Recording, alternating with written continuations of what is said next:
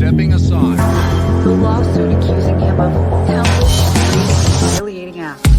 I didn't think the lawsuit would shock me.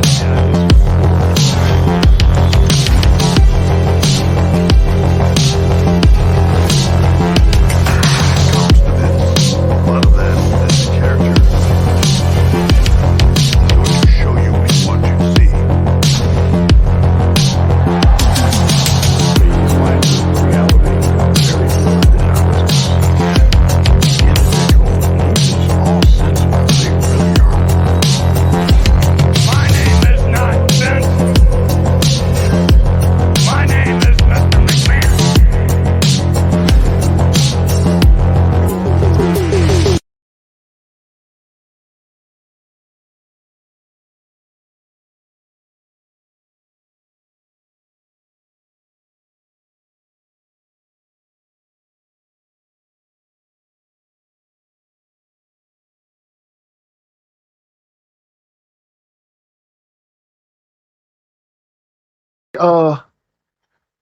I'm trying to figure out what go with lobster. I say condoms. I say because if you order that, we gonna have.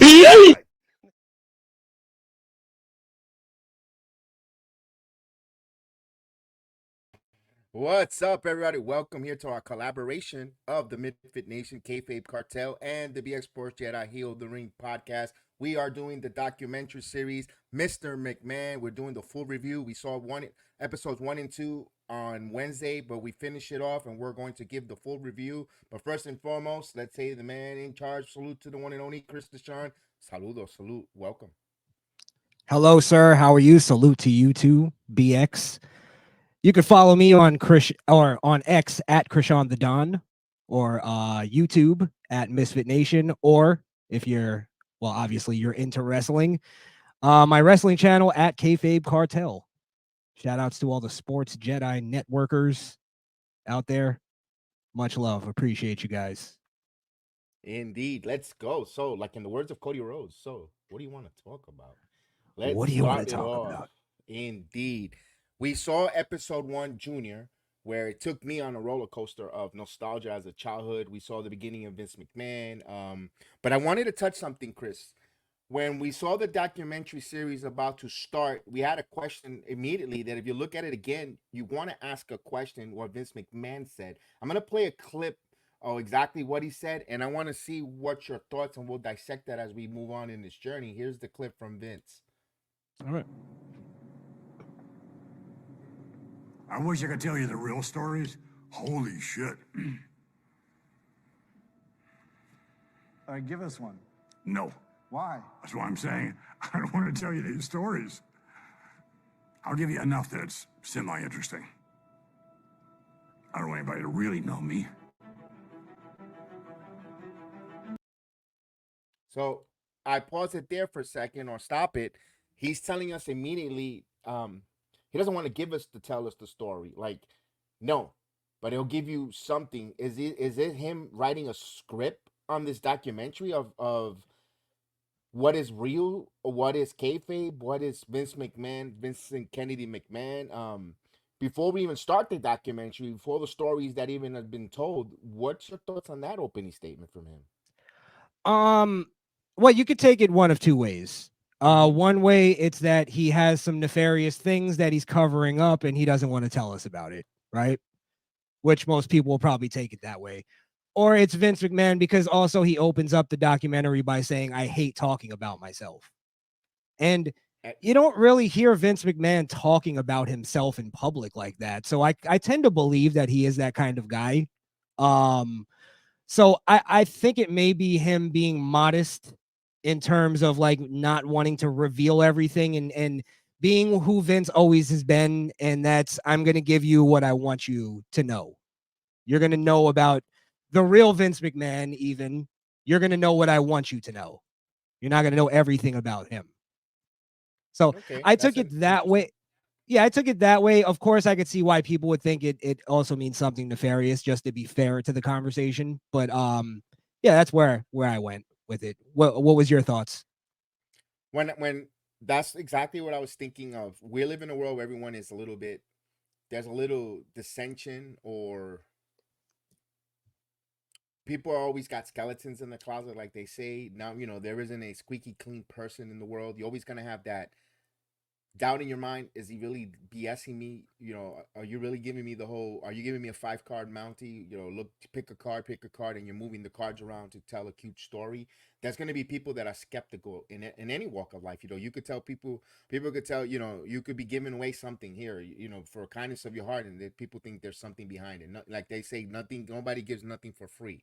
You want something in return. Or Vince is giving me telling us a story for why is he doing it. When I mean the 3 card Mountie, pick the card, pick the eight of or ace of spade, and you're flipping the card. Is he doing that with the story to take us away from what is in the news with him?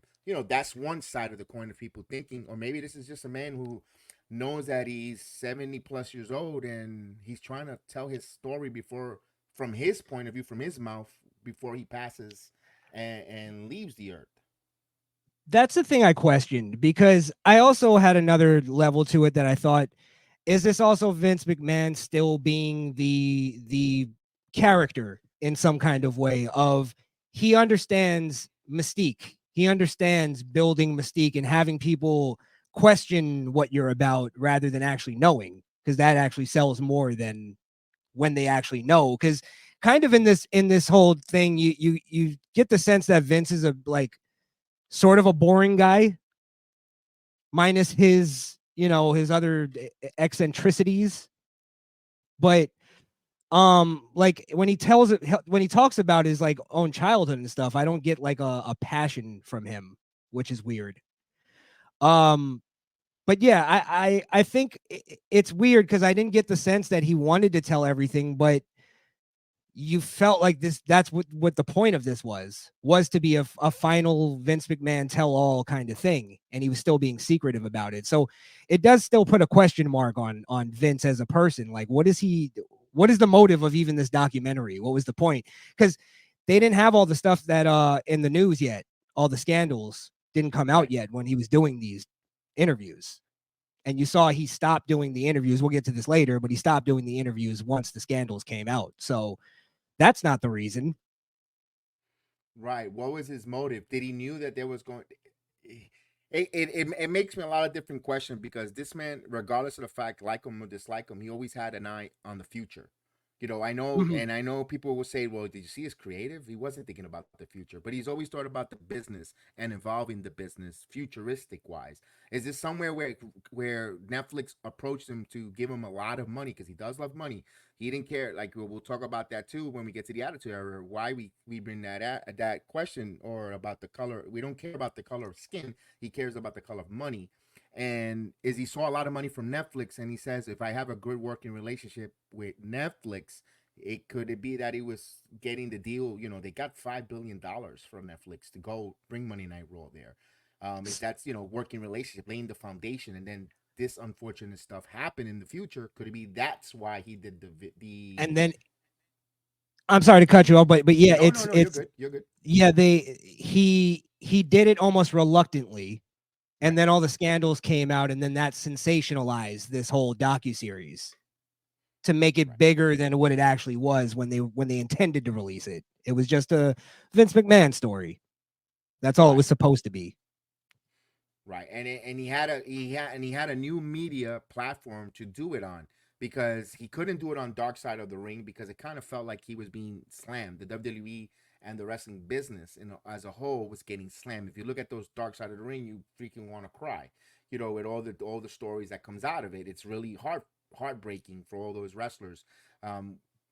So it kind of seemed like this was a platform for me to kind of tell my side of the story, what I've been through, where a twist of some wrestling drama or wrestling storyline where the wrestling fan is going to get captivated, and maybe some casuals and newcomers, like, everyone likes a documentary series, if no matter what it was, if it's a true crime or even in this wrestling business, they're going to hook. And I think he saw of that as trying to involve the wrestling business with Netflix partnership, and then the stories came out. That's the way I perceive, as we see in the beginning with Junior. He talks about, I didn't know he lived in a trailer park, and his mother, abused him, and his stepfather beat the crap out of him, physically abused him. Mother kind of sexually abused him. He said, kind of related to He alluded to sexual abuse from his mother. Yes. And he alluded to that in the Playboy interview that he did back in like the 90s or something.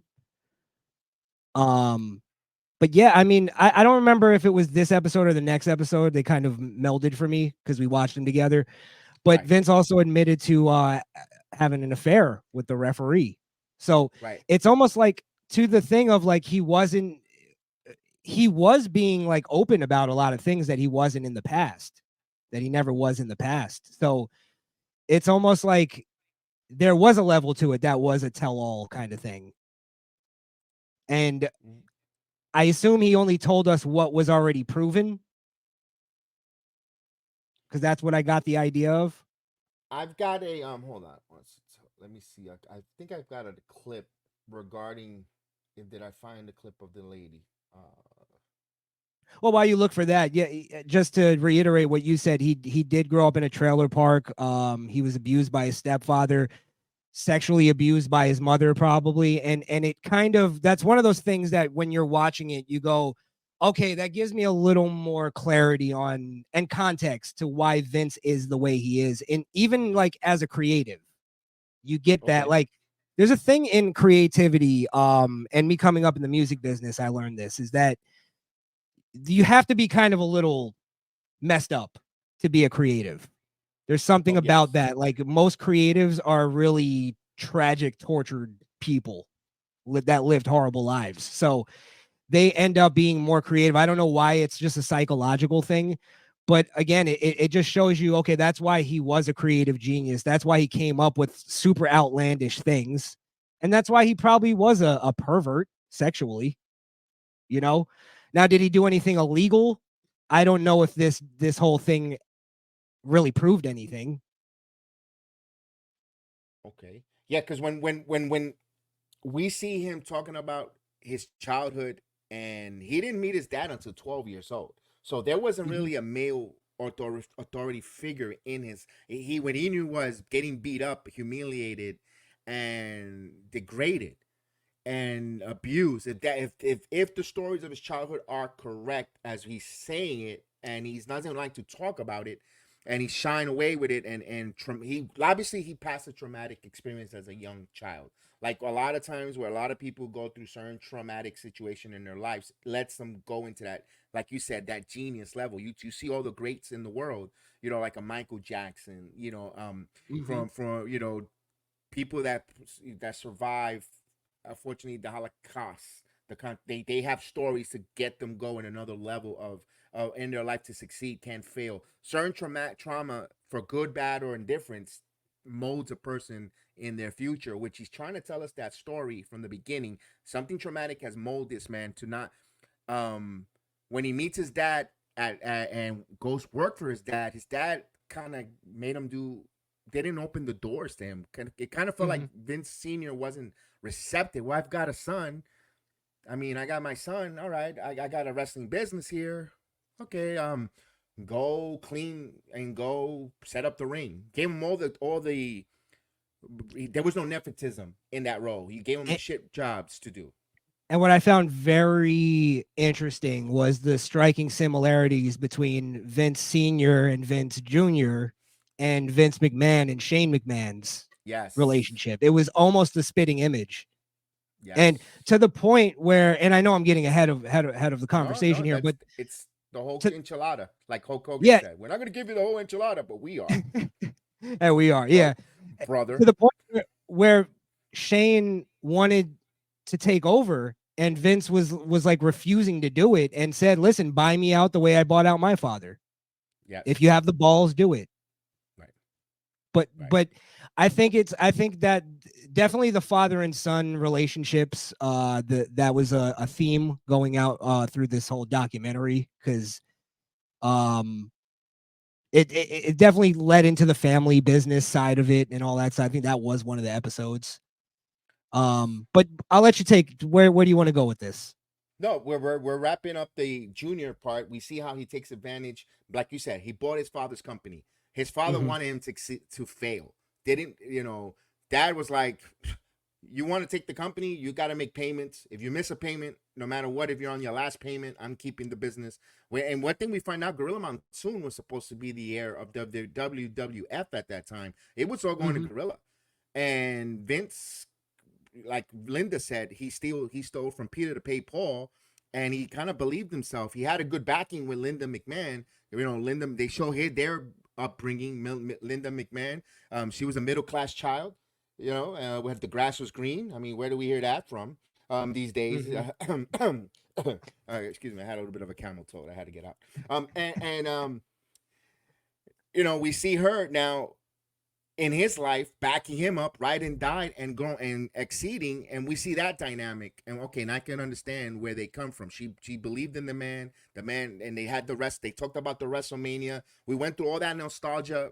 It felt like a feel good episode 1 with Junior, because Vince, from nothing and from traumatic experience, he believed and he grew and he banked and he rose. No matter what you say, the man triumphed, rose, and bought his dad's company, kind of got rid of his dad from creative and changed the landscape of wrestling.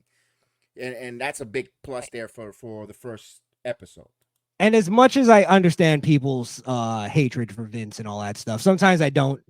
A lot of the times I do. But one thing, and I remember even during our live reaction, I said this to you. I said, we're like an episode and a half in, and already Vince has taken 3 or 4 life-changing risks where he could have lost everything. To put on WrestleMania, he got the loans, raised the money, mortgaged his house, all while having 2 teenage kids. You get what I'm saying? Like, this is like next level risk that 99.99% of people wouldn't take. And it's the fact that, like, a lot of people like to take away that the whole thing that Vince isn't self-made and all that type of, it's like, you can't take away that from him. You could hate him all you want, but you can't take away that he does have that he was self-made. Of course, he had a lot of people that worked for him and, you know, blood, sweat, and tears, of course. But Vince knew what he was doing. He took the risk, and that's why he was the one that reaped in most of the benefits. So you can't get mad at that or take that away from him. And a lot of people like to. That's what I stand up for when I talk about Vince. I at least admire that in him. And persevering and fighting for something he believed in and wanted a vision of what the business was. He wanted to be. He couldn't be a performer because his dad wouldn't let him. So he went to the next best thing, and he became the booker, the creator, the promoter, and taking it to another level. You know, he even got into. I didn't know about that. I mean, he was working with Letterman. I didn't know he was a correspondent, you know, doing sideline with like an Letterman show, and he showed a personality there. And just seeing him grow, and one of the smartest decisions, getting there with the rock and wrestling with Cyndi Lauper, that connection, and getting mainstream and getting into the main, you know, keeping an eye on pop culture. Pop culture is something extremely popular and important in the wrestling business until this day. You know, as many people could roll their eyes for Taylor Swift, you know, some people don't like Megan Thee Stallion or, you know, Sexy Red, but they're still using that pop culture to grow the wrestling business in a different way. But, you know, not to get off track there, he's successful. real quick, I'm sorry, can I add to that? Because I think there's something that highlighted in that whole thing that a lot of new age wrestling fans miss. And because when there's celebrity involvement these days in wrestling, a lot of wrestling fans, these sort of, you know, hipster new age guys, you know, they'll roll their eyes at that and go, oh, this is a cheap way of getting people. And it's like, when you watch this, you realize celebrity involvement in wrestling, and WWE specifically, is historic in making wrestling what it is today. The Muhammad Ali, the Mike Tyson, the Cyndi Lauper, the Mr. T thing, like, it's always been a selling point in WWE. And the fact that fans discredit that today, it shows that they really don't understand the history of what they're watching. They're rewriting history. They're basing it off of revisionist history. Excellent. Excellent. Yeah, they But even sorry, got the go one. go on. No, they even got one of the biggest names, for in white America, Liberace. I mean, when you could bring a Yeah. Liberace classical with the way he was, that drew another demographic, not the young, not the youth, the older moms, the grandmoms, the moms that thought Liberace was the hottest, hottest hunk in that time, and they were watching. Oh, but I'm gonna take my grandson to watch this because Liberace is gonna be there to sing it and do all the pageantry, all of that there. That's big. That's important. Or, Hmm. without those celebrities, this thing called WrestleMania and wrestling mainstream doesn't get kicked off, or gets going. If in just think, and if you ask that question, there's a lot of what ifs. I like to do Marvel comics and stuff with the what if. What if Vince Gorilla Monsoon would have been the one in charge and not Vince? If it would have went through, I don't think WWE would be mainstream right now. They'll still be No. territory and it'll be Carney. Hmm. I was just gonna say no wrestling would be mainstream. And that's the thing that Vince saw that nobody else did. He saw that cable TV was becoming a thing before anybody else did. At least in the wrestling business. Correct. And here's another really interesting part that I thought that I believe too is that Vince Sr. before he died, he expressed to Vince that he was actually proud of him for doing the takeover, which has never really been talked about because it's always been spoken that Vince Sr. That Vince McMahon that he waited till his father died and then he did the takeover, which wasn't actually true. That narrative is false. Is that Vince Sr. saw the takeover and that he was proud of his son for doing the thing that he couldn't do. So yeah, I think that's really interesting. That was because he passed away at 69 years old, and be honest with you, we were watching that nostalgic time. I told you on the live air, I didn't remember when Vince Senior died. Yeah. They kept it quiet. I didn't remember because and I was watching the product with my grandfather, and I mean because I was spotting names like this from the past, and I still in this day don't Now, recollect McMahon Senior passing. a question: did you know back then? Because in the '90s, I didn't know until a certain point that Vince McMahon owned the company. Did you even know Vince Senior was the owner? Did you know The the way owner? the time I knew Vince McMahon Junior was the owner, not Senior. I didn't even know who the owner of the league until Vince McMahon did the beautiful video with the saxophone with the from the Power Driver video soundtrack that he did when he was singing. And then I remember my uncle telling me, "No, that's the owner of the company. No, he's the commentator. No, he's the owner. No, he's the and then and that's when I knew Vince was the owner of the company. Which I believe that was the opening to to episode 2 was him doing Yes, that dance. Oh, I love I that footage. call heat. It was a lot of heat because now Vince McMahon and the WWE is successful. They talked about the WrestleMania 3 with the Hogan and Andre. We of course then you have Meltzer debunking the attendance record, which it wasn't irrelevant. I thought that was just what the hell. What are you getting out of that? 78,000 at those time in the 80s to bring all those people there for that WrestleMania. Guess what? You wouldn't have a wrestling career as a journalist or saying fake news if it wasn't for WrestleMania 3. Right. And let's be honest, 78,000 is still an impressive number.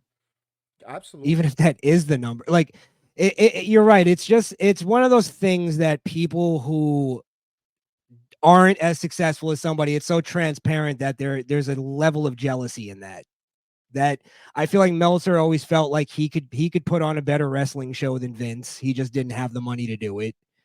So all he does is criticize from an unfair standpoint a lot of the times.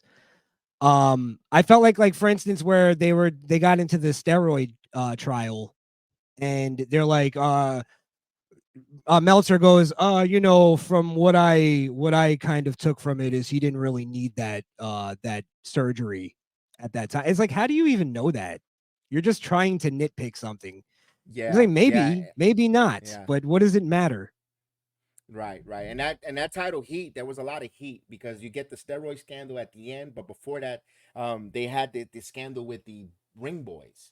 There was a scandal there with the Ring Boys where they were accused of WWE. A couple top-notch WWE executives had a scandal with some boys. I'll play the clip here and then we'll comment on it. Let me add it.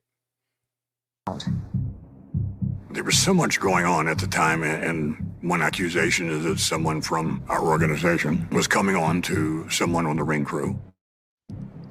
The Ring Boy scandal began with a fellow named Mel Phillips, who was what they called a ring boss. He would bring with him ring boys. In too many cases, these ring boys were underage, and they were being sexually abused. Former ring boy Tom Cole says the top WWF executives sexually harassed and abused ring boys, the teenagers hired to put up and take down rings at matches. Mel Phillips was a total pedophile that preyed on young boys, and if these young boys weren't complying with their requests for sexual favors. All right, so that was a lot there that was said, and Bret the Hitman Hart elaborates. Remember, the Hitman was there from the early '80s. You know, I believe first WrestleMania, he's there. If I'm not mistaken, WrestleMania 2, at least WrestleMania 2. So, and I remember Phillips be going to the house show at Madison Square Garden before Howard Finkel took over the duties as ring announcer. It was Mel Phillips. To see that there, and Vince, later it comes out that Vince got rid of those two executives, but there was a third one. And I remember Pat Patterson getting a lot of heat back in the day, and he kind of let Pat Patterson go away and hide for a couple of months, because Pat Patterson, as we see, is a big inclement in the WWE's history. He's the creator of the Royal Rumble. His idea, highlighted not just by Vince McMahon and documentary, saw it on Young Rock when Young Rock says it himself, talk about Pat Patterson also being in the closet homosexual, which is, you know, in the wrestling business, when you're allowed a lot of men in locker rooms, the accusation comes out. And I believe, you know, this is one of the most funniest accusation of all. I'm going to play this one, and I'm going to react to this one. He kept grabbing my pepper. Oh, boy. He what? He would grab my pepper. Yeah. What? Did you guys complain? To who? He's a booker. He's a number 2 guy in the office. To who? You know nothing about the wrestling business, don't you? There's nobody to go to, son. You either take it or you go home. Who's you gonna complain to? Interesting there. So we got some pecker grabbing in the back there for Tony Atlas. You know, Tony Atlas, Mr. Olympian, or Mr. You know, he was built. Him and Rocky Johnson, the Soul Man, they were you know, chiseled, and that's tough there. You know, we got some stuff going on. It kind of fuels or gives light that there was a situation in WWE. Yeah. I mean, well, your thoughts. Now, in the Ring Boy scandal, I believe that they found. I don't know if this went to the courts. Did it? I believe they settled. They settled. They settled. They settled. So from what I got from the docuseries, and I believe from the Dark Side, they did a whole episode on this, that there was no evidence on Pat Patterson. He was actually the one that everybody knew was innocent in the whole thing. Like, his name kind of got brought in somehow. Now, the Tony Atlas thing, is it possible that it's one of those things that, like, because back in the day, there'd be those like sort of locker room antics, you know, the towel whipping and the you know, touching somebody's ass, like playing gay kind what of. What they call grab ass, something like that. Now I know that went on. Is that what was going on as far as the Tony Atlas thing? And then it's more like, oh, well, he's also, because Pat Patterson wasn't in the closet, really. He was actually openly gay his whole career. Everybody knew it. So is it that, well, he's gay, so it's a little different than a straight guy playing that way? Yes, you could, there's merit to that, because when it came to the other two individual, like the ringmaster, the ring general, whatever, the guy that was he was straight. He was a married man. These are married. In the case, Pat Patterson, everyone knew, like you said, was openly gay at that time. And back in the 80s, it was kind of frowned upon. You know, you really couldn't say with gay pride like the way now. You know, you were discriminated, so forth. But they respect him. When the other two individuals, they were quote unquote heterosexuals with predatory behavior on the young men. Mm-hmm. And that's where the difference is, where that's deplorable. You know, Pat Patterson Yes, is of letting you course. know. Pat Patterson is letting you know, I prefer having my share my bed with another male. In Pat Patterson's term, these guys, they were saying no, they're lying and they're wolves in sheep's skins, acting like they're, you know, wholesome gentlemen to try to do heinous acts. Where that's why I think Pat Patterson got absolved. That we're gonna send you away because of your orientation preference. We'll bring you back once everything clears. We know if you're innocent, and you are, we're gonna let this scandal come to light. Whoever's involved, they'll be removed, and we'll bring you right back. And I think that's what happened with Pat Patterson on that. Yeah. With yeah. that heat.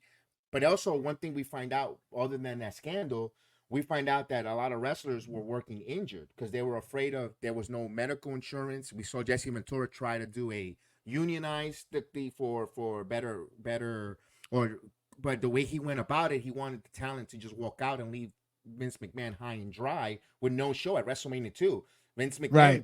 just did WrestleMania 1. He put all his money, his mortgage, he put a lot on the line. You said changing decisions, and for an individual to say, we're, you know, try to run up a coup to just leave him high and dry and lose so much money that would have bankrupt and put this man homeless with his kids. And Terry Bollea Hogan told Vince about it. They didn't go anywhere, but what came out of this was not just they didn't do union, the rip between Vince and Jesse Ventura, but also guys wanted to work injured. We find out that in Philadelphia, Pennsylvania, to be more exact, there's a doctor prescribing painkillers and whatever they need, open pharmacy for these wrestlers to get better and also to heal, and also the anabolic steroids comes out of this doctor in Philadelphia. Mm.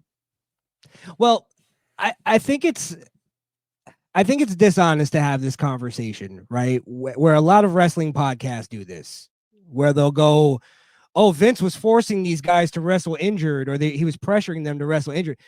This is the thing, is that they often discount the mentality of a wrestler. Look at Daniel Bryan, right? WWE was like, listen, you can't wrestle anymore. You have too many concussions. Your brain is going to get fricasseed, right? Mm-hmm. And Daniel Bryan battled their doctors and battled everybody to get back in the ring.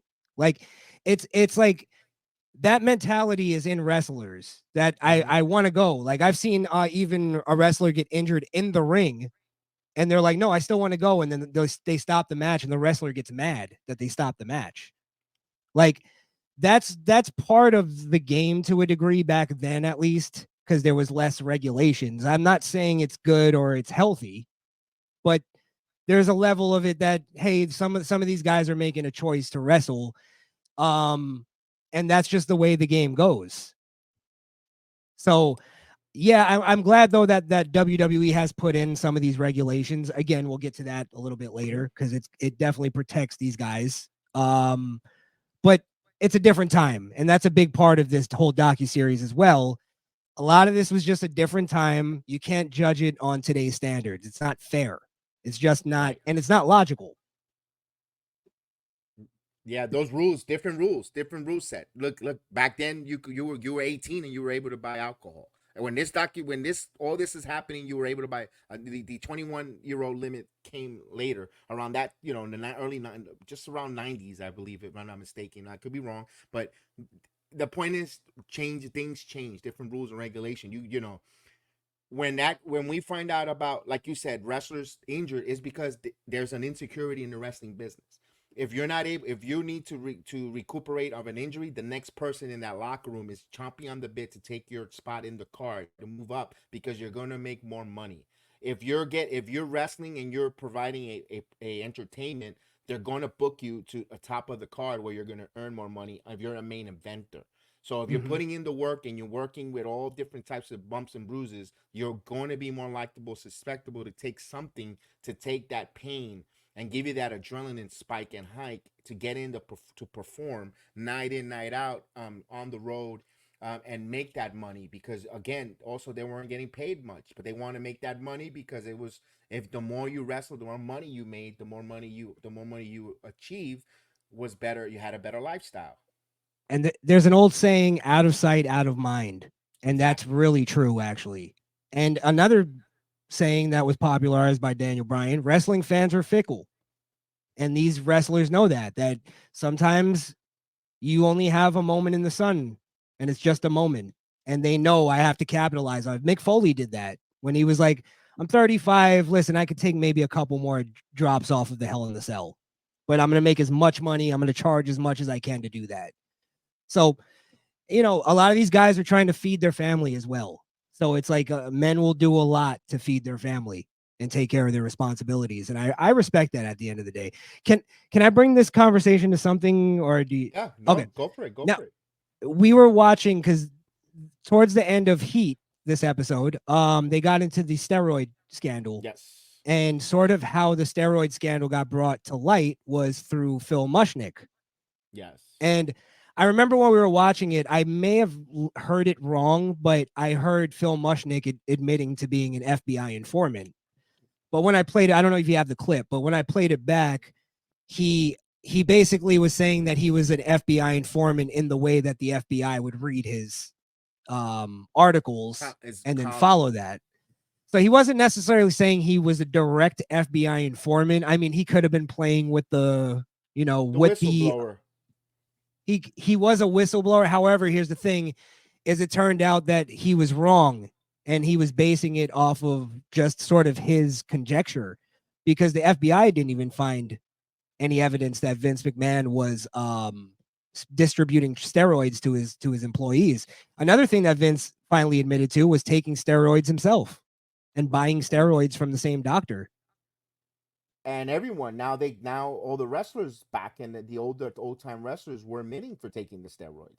You know, we finally got Hulk Hogan to say he took it, you know, because we saw that famous clip him in the Apollo saying he's clean, never takes steroids. And you see Vince commenting, "Oh, just be honest, just tell the truth. Come on out clean, pal. You know, like, you know, don't do that. That's, you know, just say it. We made a mistake."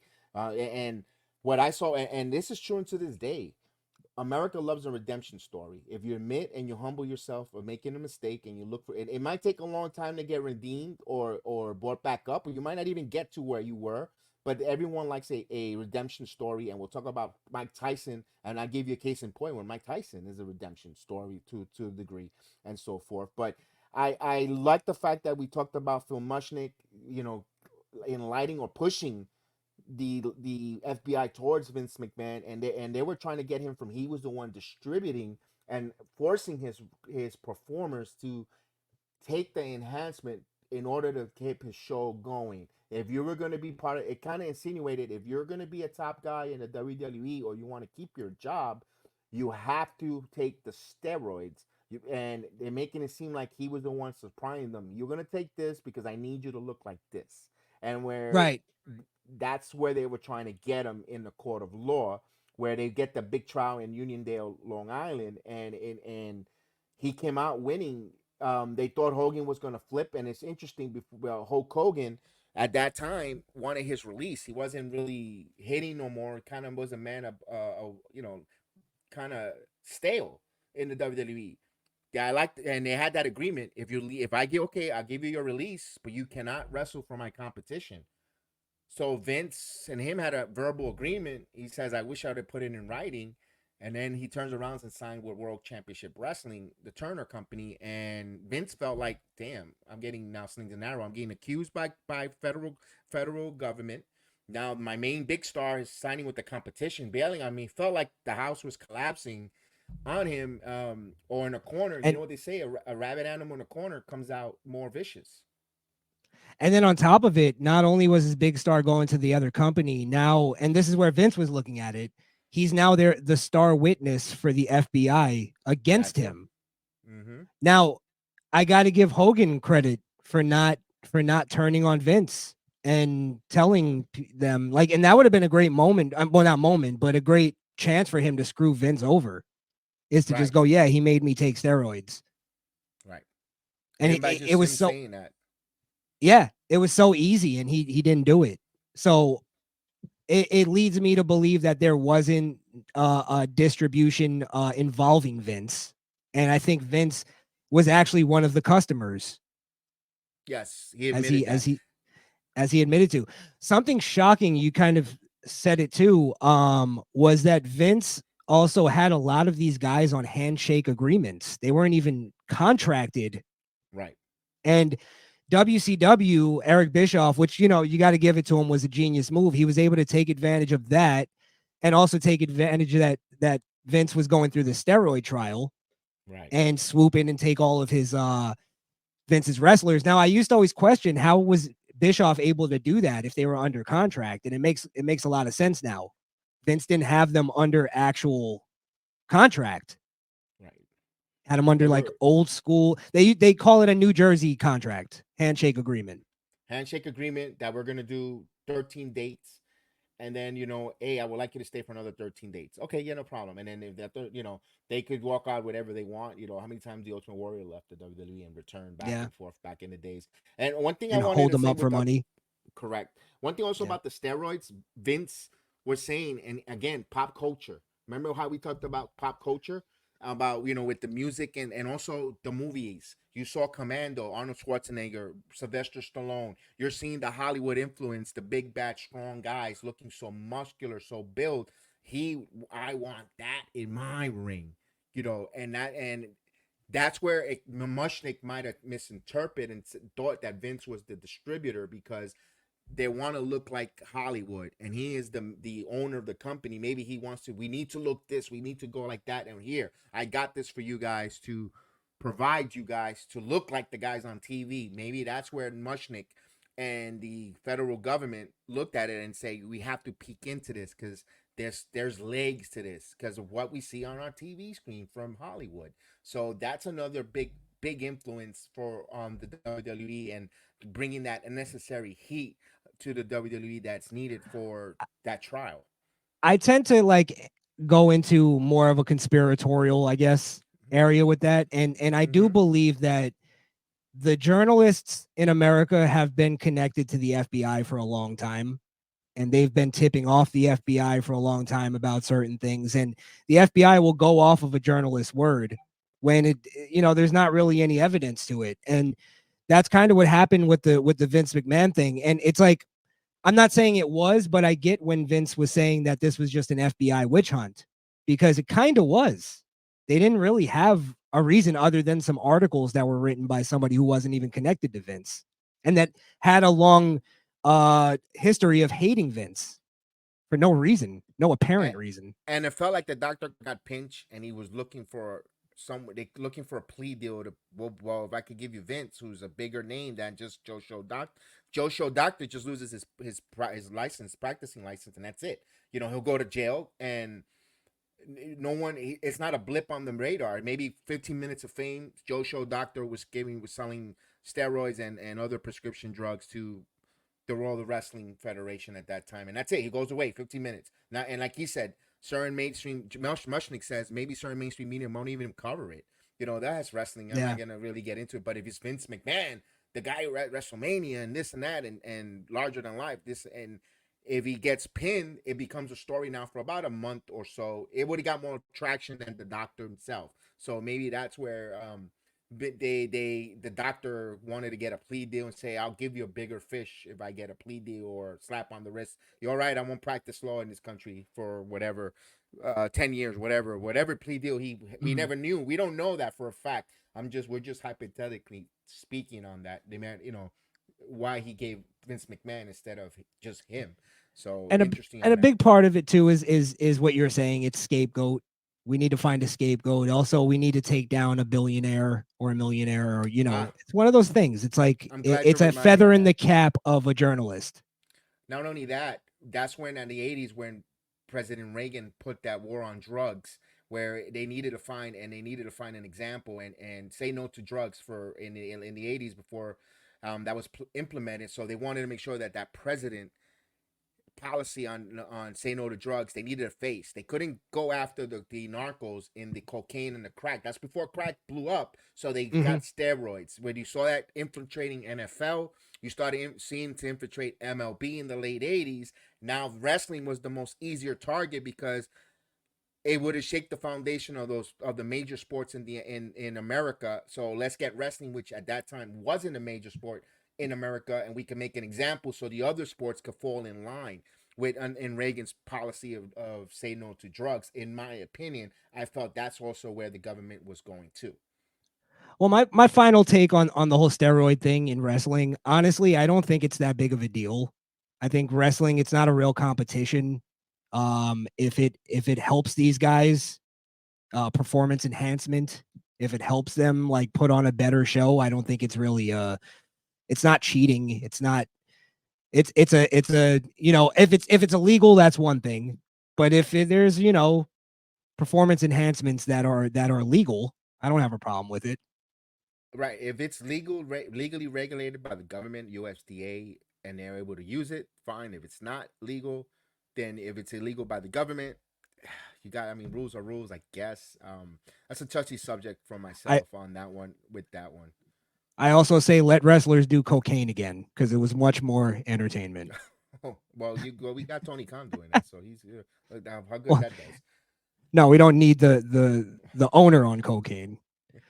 Well, But we before I move Oh, to go the ahead. next one thing we did get from Heat though, we got Vince McMahon admitting with the female referee having an affair where Yes. it was quiet, hush hush that he raped her, but then Vince said no, we had it as consensual.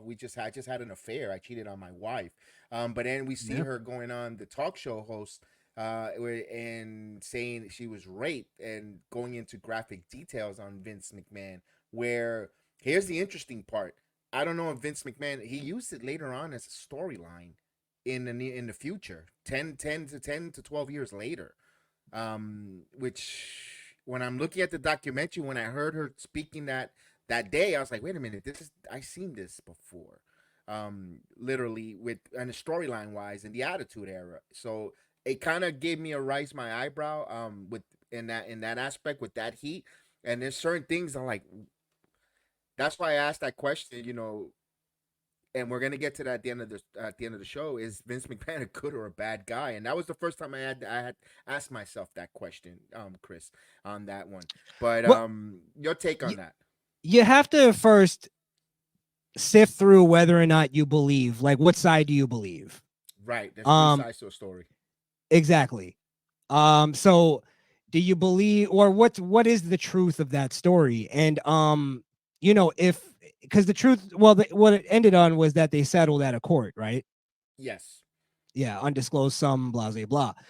So I don't know. I tend to lean on the side of the thing of, well, if you're not like pushing it to go after him criminally, and I understand statutes of limitation, but it's kind of hard to say that there's any evidence that it wasn't consensual. Now, I'm not saying it was. I'm just saying like it's like a really hard accusation to make on a person when there's not really evidence, so to speak. And just settling out of court on Vince's side it's not necessarily an admission of guilt. It's just kind of ending the whole thing. And if you have the money, if you have the means, close the chapter. I don't want to talk about here's some money and let's get this sign this out. NDA. Yeah. Let's just get it over with. And it could even be her finally not breaking down, but her admitting, like, no, I'm just here for the money. And then Vince going, all right, you know what? I don't even want to deal with this. What do you want? How much to end this? So that's what I'm trying to say is there's nuance to all of this. And I was looking for evidence to be presented on a lot of these things. So it's hard for me to say either way, like as far as the evil side of this. And I know we're going to answer this on an all encompassing thing at the end. But in this, I don't know what to make of it. And I can't say that it leads me to believe that Vince is a rapist. Okay. And he was honest about it being a consensual relationship. So I don't know. If without any evidence, it's hard to make like a full-on decision. Now, if I'm just gonna be a betting man, I would say that Vince probably didn't rape her. Okay. Just to make a hard stance. Yeah. No, Where do you stand? I respect your opinion on that there. Personally, when he says when one thing I kind of rubbed me the wrong way. The statutes of limitation is expired in New York State law. Can do nothing about it. That right there, that statement there, kind of made me raise my people's eyebrow a little bit. Like, ooh, why did you say that? You know, Mhm. that doesn't look good. That didn't sound good. Was there? Fair. Look, this man is in power. This man is the owner of the company. She's an official, a referee, making money. Did she want to get in? We don't know her motive. Did she give an extra wink, a smile, flirted with the chairman that he took it the wrong way? Or sometimes us as men, like if a girl or a woman just be polite and smiles, we're thinking the wrong. Oh my gosh, she wants me. I'm desirable. No, she's just being nice. So we don't know. I don't know what Vince is thinking, or I don't know what she was thinking. If she never went to the feds or anyone about that, because when that steroid, she had an opportunity to go run to the federal government. At least they never used her as a character witness to prove that Vince McMahon is capable even of rape, so he's capable of giving steroids and forcing his talent to take it, because they never put her on the stand. I don't know if because there was NDA or whatever, but federal government, they could tippy-toe around that kind of stuff, where all they're trying to establish is Vince McMahon's character, and they never used her as a character witness for Vince. So my point is, I'm with you on that. I can't sit here with a straight face and say he raped her. I can't. I don't have evidence, but I didn't like certain statements that he made that kind of made me raise my eyebrows at the end of the day with that. I totally get you on that. I might have missed that statement. So I get where you're coming from. One thing I'll just say is the thing about sort of like similarities to things that happened in his life to being on like wrestling storylines. I don't know if that's as like as damning as people make it out to be. Okay. And what I mean by that is like a sexual harassment storyline is kind of like a run-of-the-mill storyline in terms of like what happens on TV. You know, it's not like something that's like so outlandish that it's like they put in specific details. Now, did they put in specific details? I was gonna say with you on that. Okay. When she says that on the I believe it's Sally Jesse Raphael show or Donahue. I don't know which one of those shows were. The way she explained it,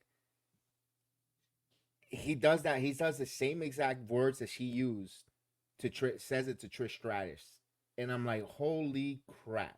Because I was listening, I was like, he made her turn. I think when he was about to address when he purchased WCW, he says, "I'm about to address the WCW crowd." I think that's when he says that verbiage to her, and it sounded exactly how the female referee. And I apologize for not remembering your name. I should have wrote notes on that.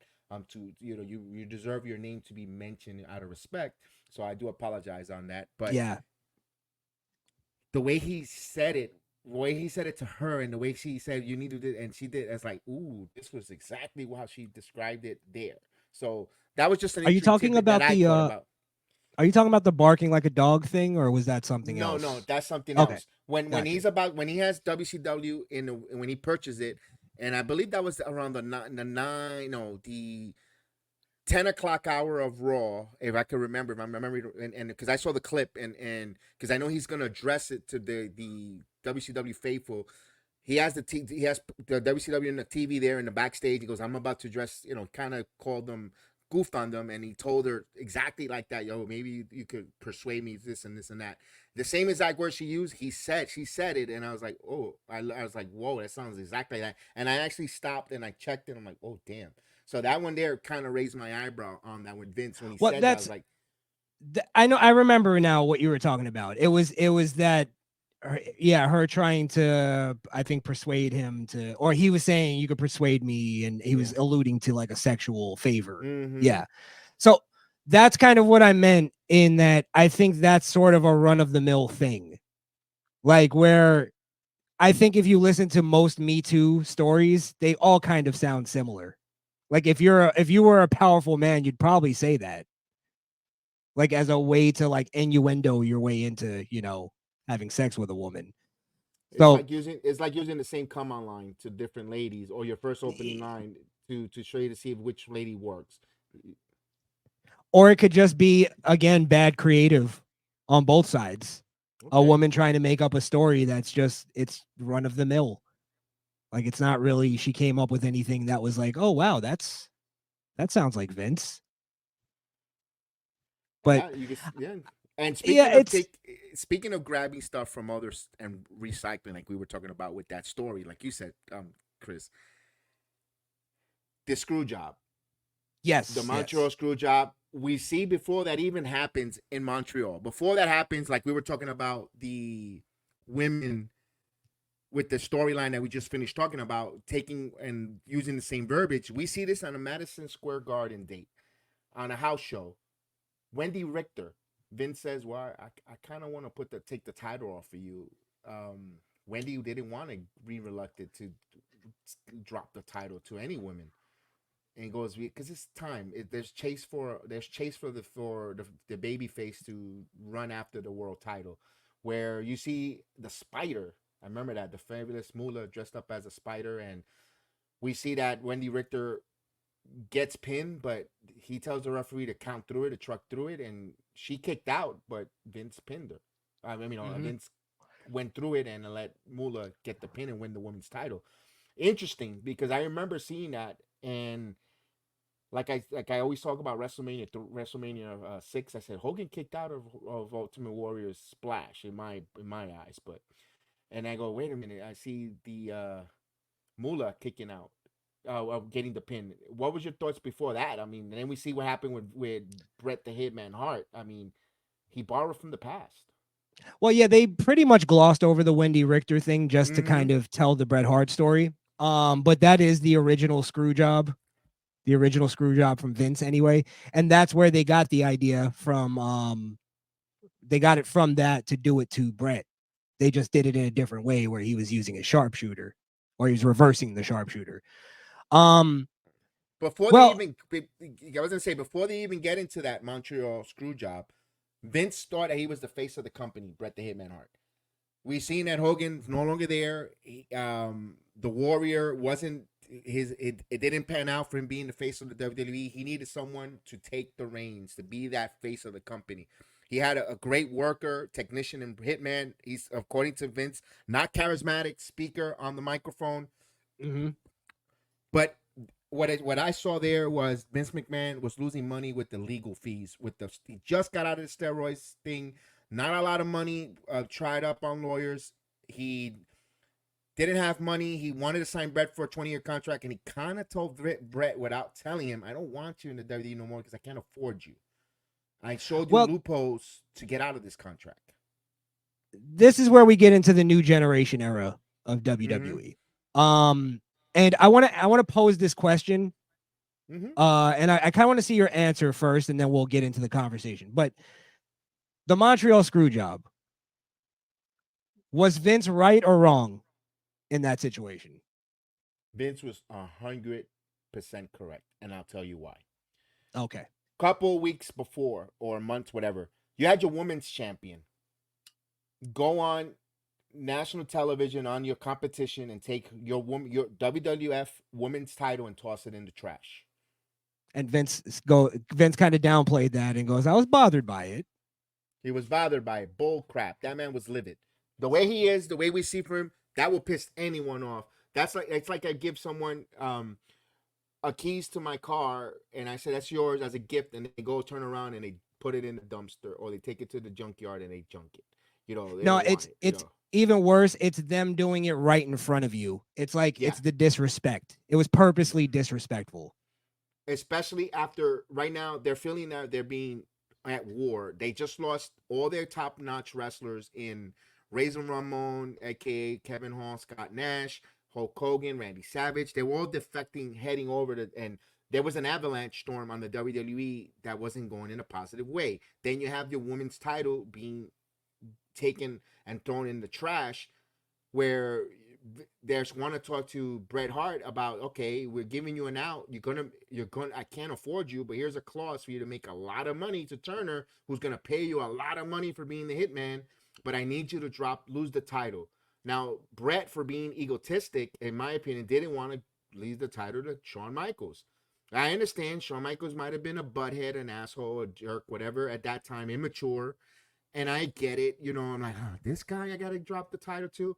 But again, he has generation of wrestling family. He has to know what's best for business, protect the business. He also was selfish at that moment because he has other siblings in the business, brother-in-law, family in the business. He should have thought about everyone, not just Bret Hart at the moment. Easier said than done because we're not in Bret Hitman Hart's shoes. Like if, for instance, if I know they bring in another person who's going to take my job, or how am I going to show him the ropes how to do my job better so they can replace me? I get that too, and from the human point of view, I get that the ego and being in their shoes. But at the end of the day, it's still his property. Like he said, his company. I am not upset that what Vince McMahon orchestrated to keep his title in his company. Absolutely. And also to add to that, it not only left everybody in a better position than if they just did a normal match. Bret Hart was in the best position of his career where he was able to lobby for $4 million at WCW. Here's another thing that I think is sort of the thing, right? Is that Bret Hart, he lobbied for a huge contract with Vince McMahon and he got it, right? Because Vince was kind of like desperate to hold on to people. Right. I don't think anybody expected Austin to blow up the way he did at that time. And Austin and the whole like attitude era like shift kind of happened at that moment. And it almost devalued Bret Hart in a way where his type of character sort of became less relevant in wrestling. He wasn't an anti-hero. He wasn't, he was just a quintessential baby face. He wasn't even an all-American baby face. So I think Vince was smart enough to understand like Bret's not as he's not going to be as valuable as he is now in a year. He's not even as valuable as he is now 6 months ago. You know what I mean? And Bret, I think, overvalued himself and didn't see the change happening. And Vince, I think, saw all the writing on the wall. He understood where it was going. It even took Vince a minute to kind of get there, where Triple H and Shawn Michaels had to push him to the Attitude Era. So I think that's inevitably what led to the screw job, is that with the contract situation. And the fact is that Bret was being selfish in that moment because it wasn't even really about losing to Shawn. It was about him losing to him in Canada. Right. And I feel like you're being a little bit ridiculous. Now I know Bret had creative control at the time, but it's like, you should know, as much as you love the business, you should know what to do. And this is the right thing to do, is to lose the title, not give it up on Raw the next day. That doesn't help anybody. Bret is very contradictory. I don't know if I'm saying that right. Contradictory. Yeah, sorry. Contradictory in a lot of ways, where he looks at the curtain call, right? Because they covered the curtain call a little bit. And he's like really critical on the curtain call. And he's going, they ruined the business and they exposed everything and this and that. Yeah. And then what he does is when the screw job happens, he goes out like literally the next week and goes all over the media and talks about and exposes the business and explains how he was supposed to win and he got screwed over and all that. And it's like, you literally did the thing. Wrestling with Shadows was literally a complete exposure of the business, him narrating it. Right. So it's like, I feel like he's very much like, well, I could expose the business. Like I could do it because I'm going to do it the right way. Like he had the right. That was his God-given right. Yes. And I get that. Let me say one more thing, is the whole documentary opens with Bret Hart giving this really like pompous kind of analysis on himself, where he's like, look at me in the ring. Everything I did was great. Every punch I threw, it was real. Everybody believed it. And then the rant ends with him like looking at the camera and going, I was a true artist. Yeah. And it was like, oh, Bret, stop.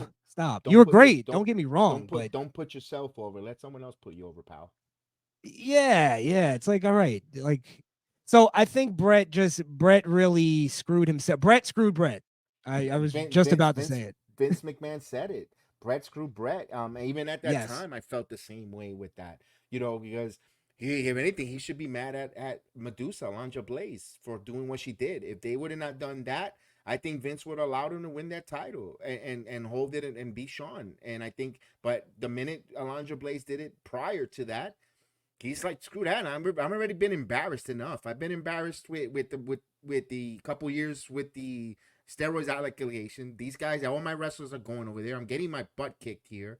My company's uncertain, and I'm gonna let you go ahead and put the nail in my coffin. My world champion with my title, go over there, and dump it. No.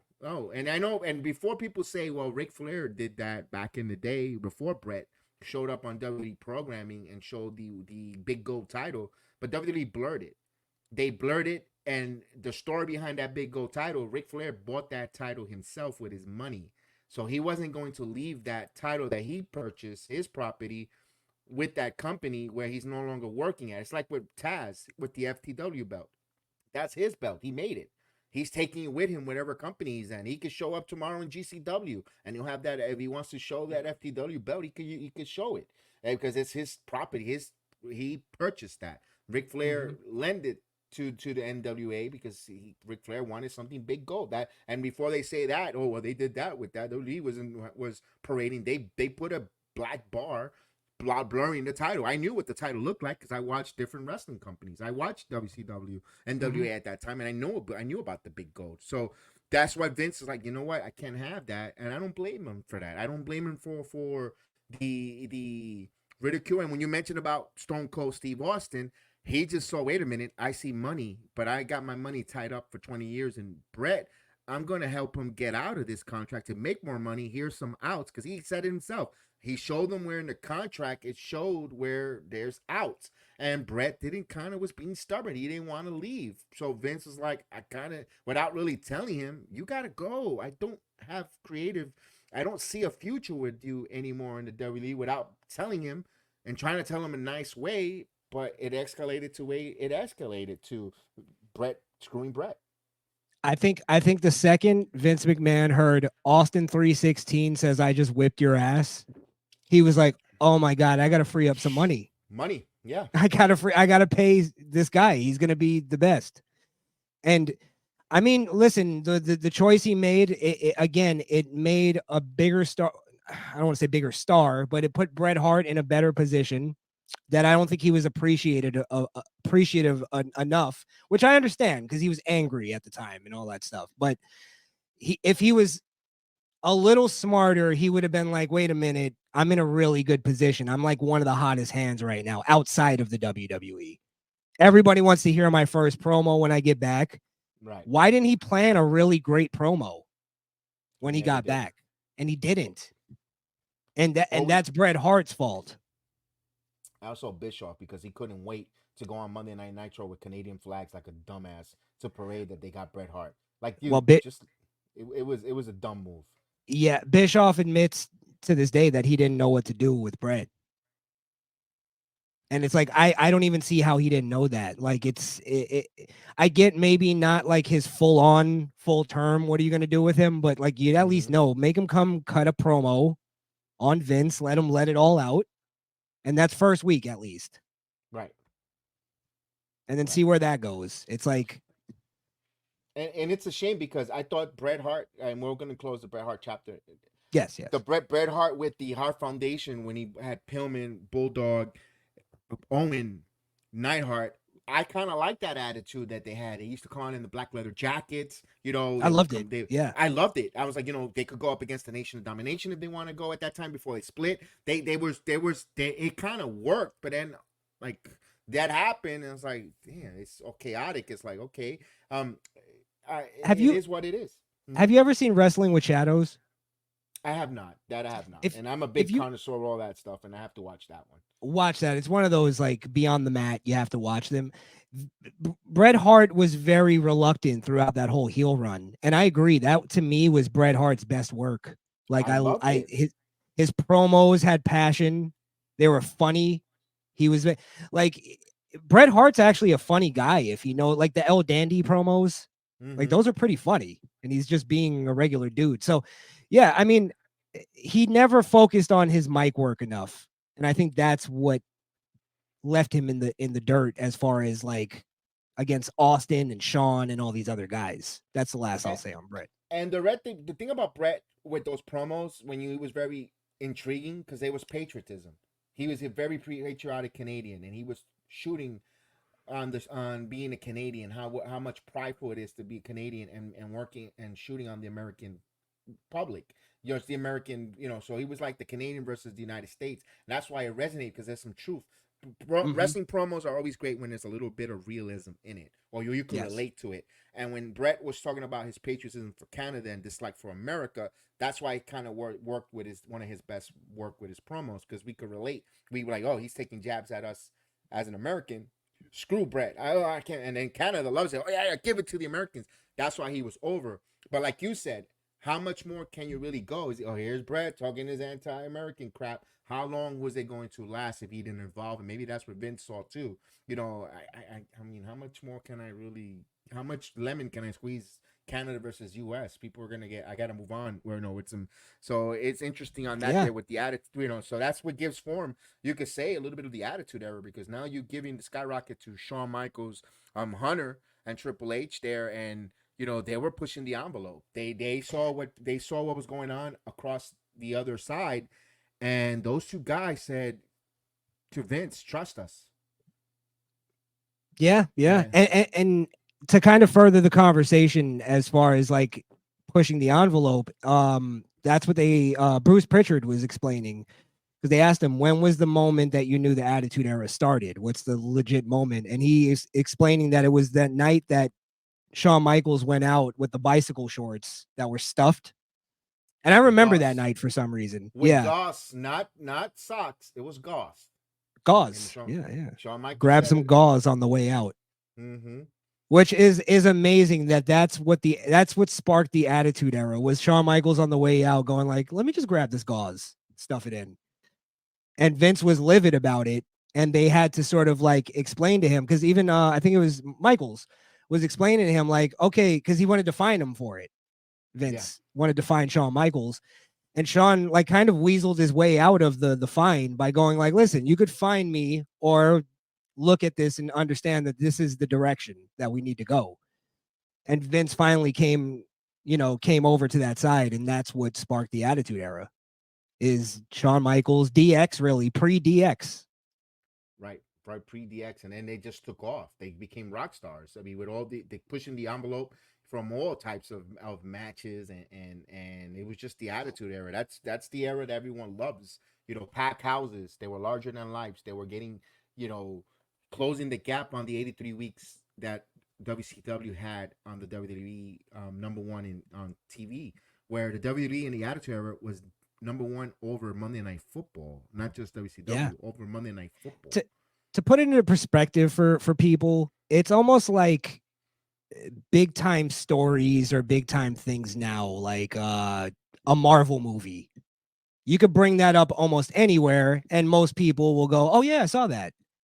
That's how it was with wrestling back in the 90s. Is literally you can go anywhere, bring up The Rock, bring up Stone Cold, anybody would talk about it. Anybody knew. It's like, I don't know if that puts it into perspective for people to understand how cool wrestling was and how important it was in American culture. It was in my world, it was everything. It was literally, I didn't like anything else but wrestling at points. So from that 97 to maybe 2001, my life was just wrestling. Yeah.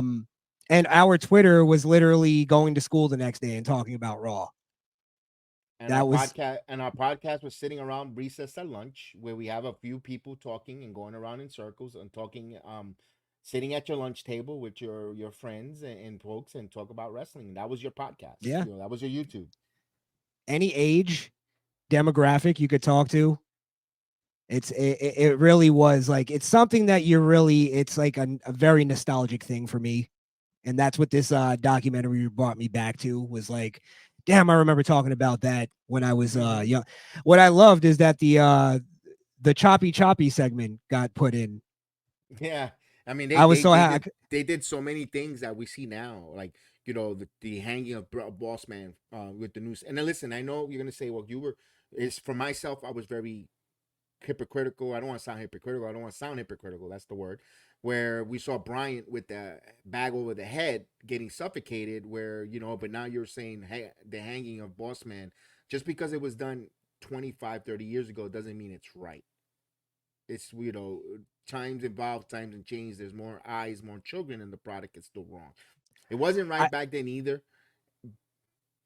And it's not right now. Just because they did it at those times. I'll put it this way. I remember Undertaker hanging Austin from the cross. That was as a kid. As a kid, I was like, that is the greatest thing I've ever seen in my life, right? Mm-hmm. I remember seeing Big Boss Man getting hung from the Hell in the Cell. Yeah, that's that's the clip I was talking about. And when I was a kid, I remember seeing that and going, that was stupid. Why did he do that? Like, I didn't understand that from even like a storyline perspective of like, why the Big Boss Man? Like, I get he was Vince's like henchman and stuff, but it's like that was a little bit much. But I mean, I don't think I got traumatized by any of that stuff. Some of it was definitely stupid. I can admit that. Just because it was Attitude Era doesn't mean it was all gold. Mm-hmm. I think a lot of people like to put that on. Now, for instance, I brought up the Choppy segment.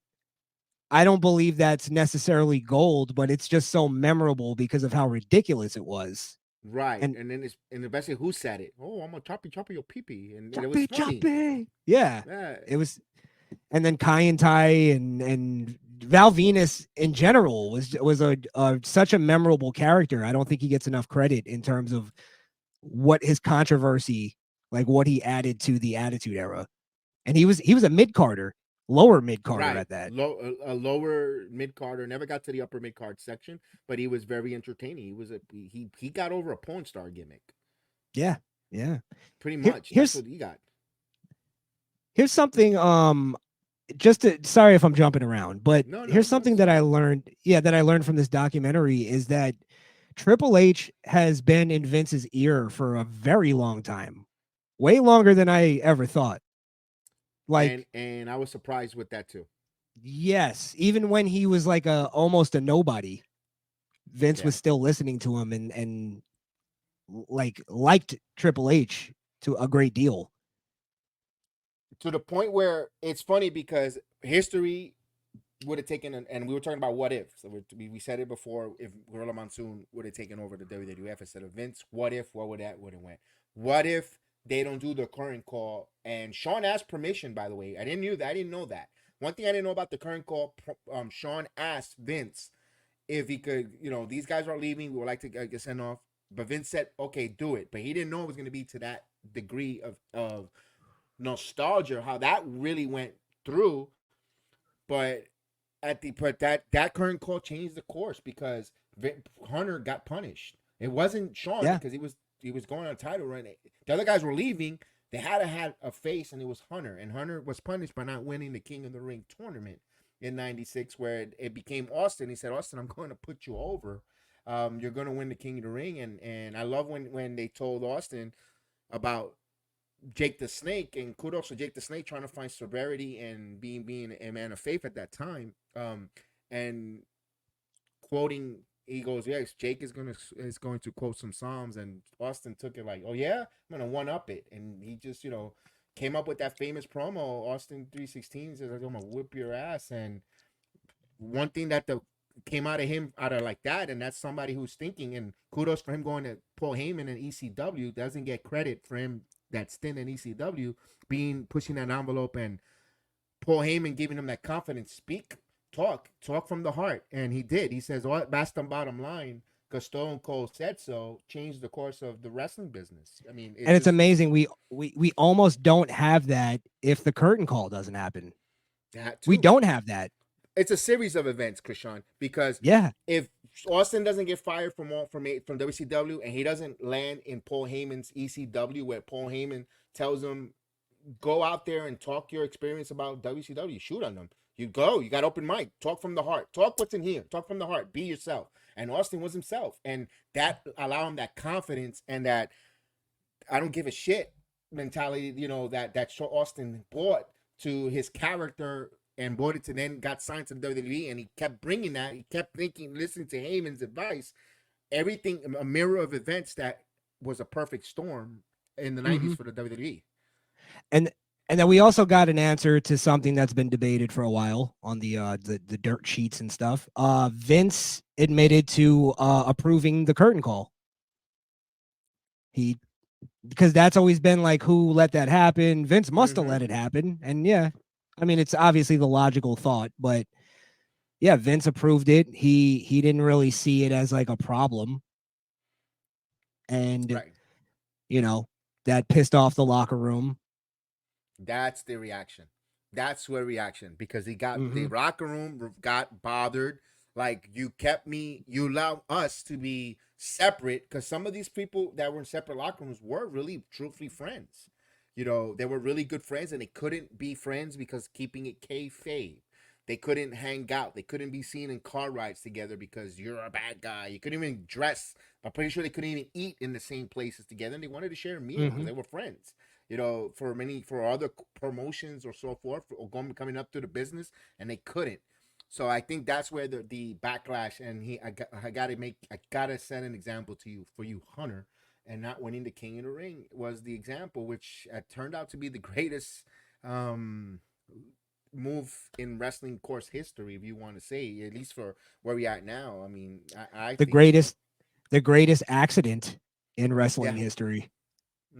Yeah, that's the greatest accident in wrestling history. And then, and then it even helped really Triple H with his career, because I think that's why he got put into DX, and he was just kind of a side man at that point, and he made the best of that. So again, it's just everybody was so talented back then, and they were able to get really anything over.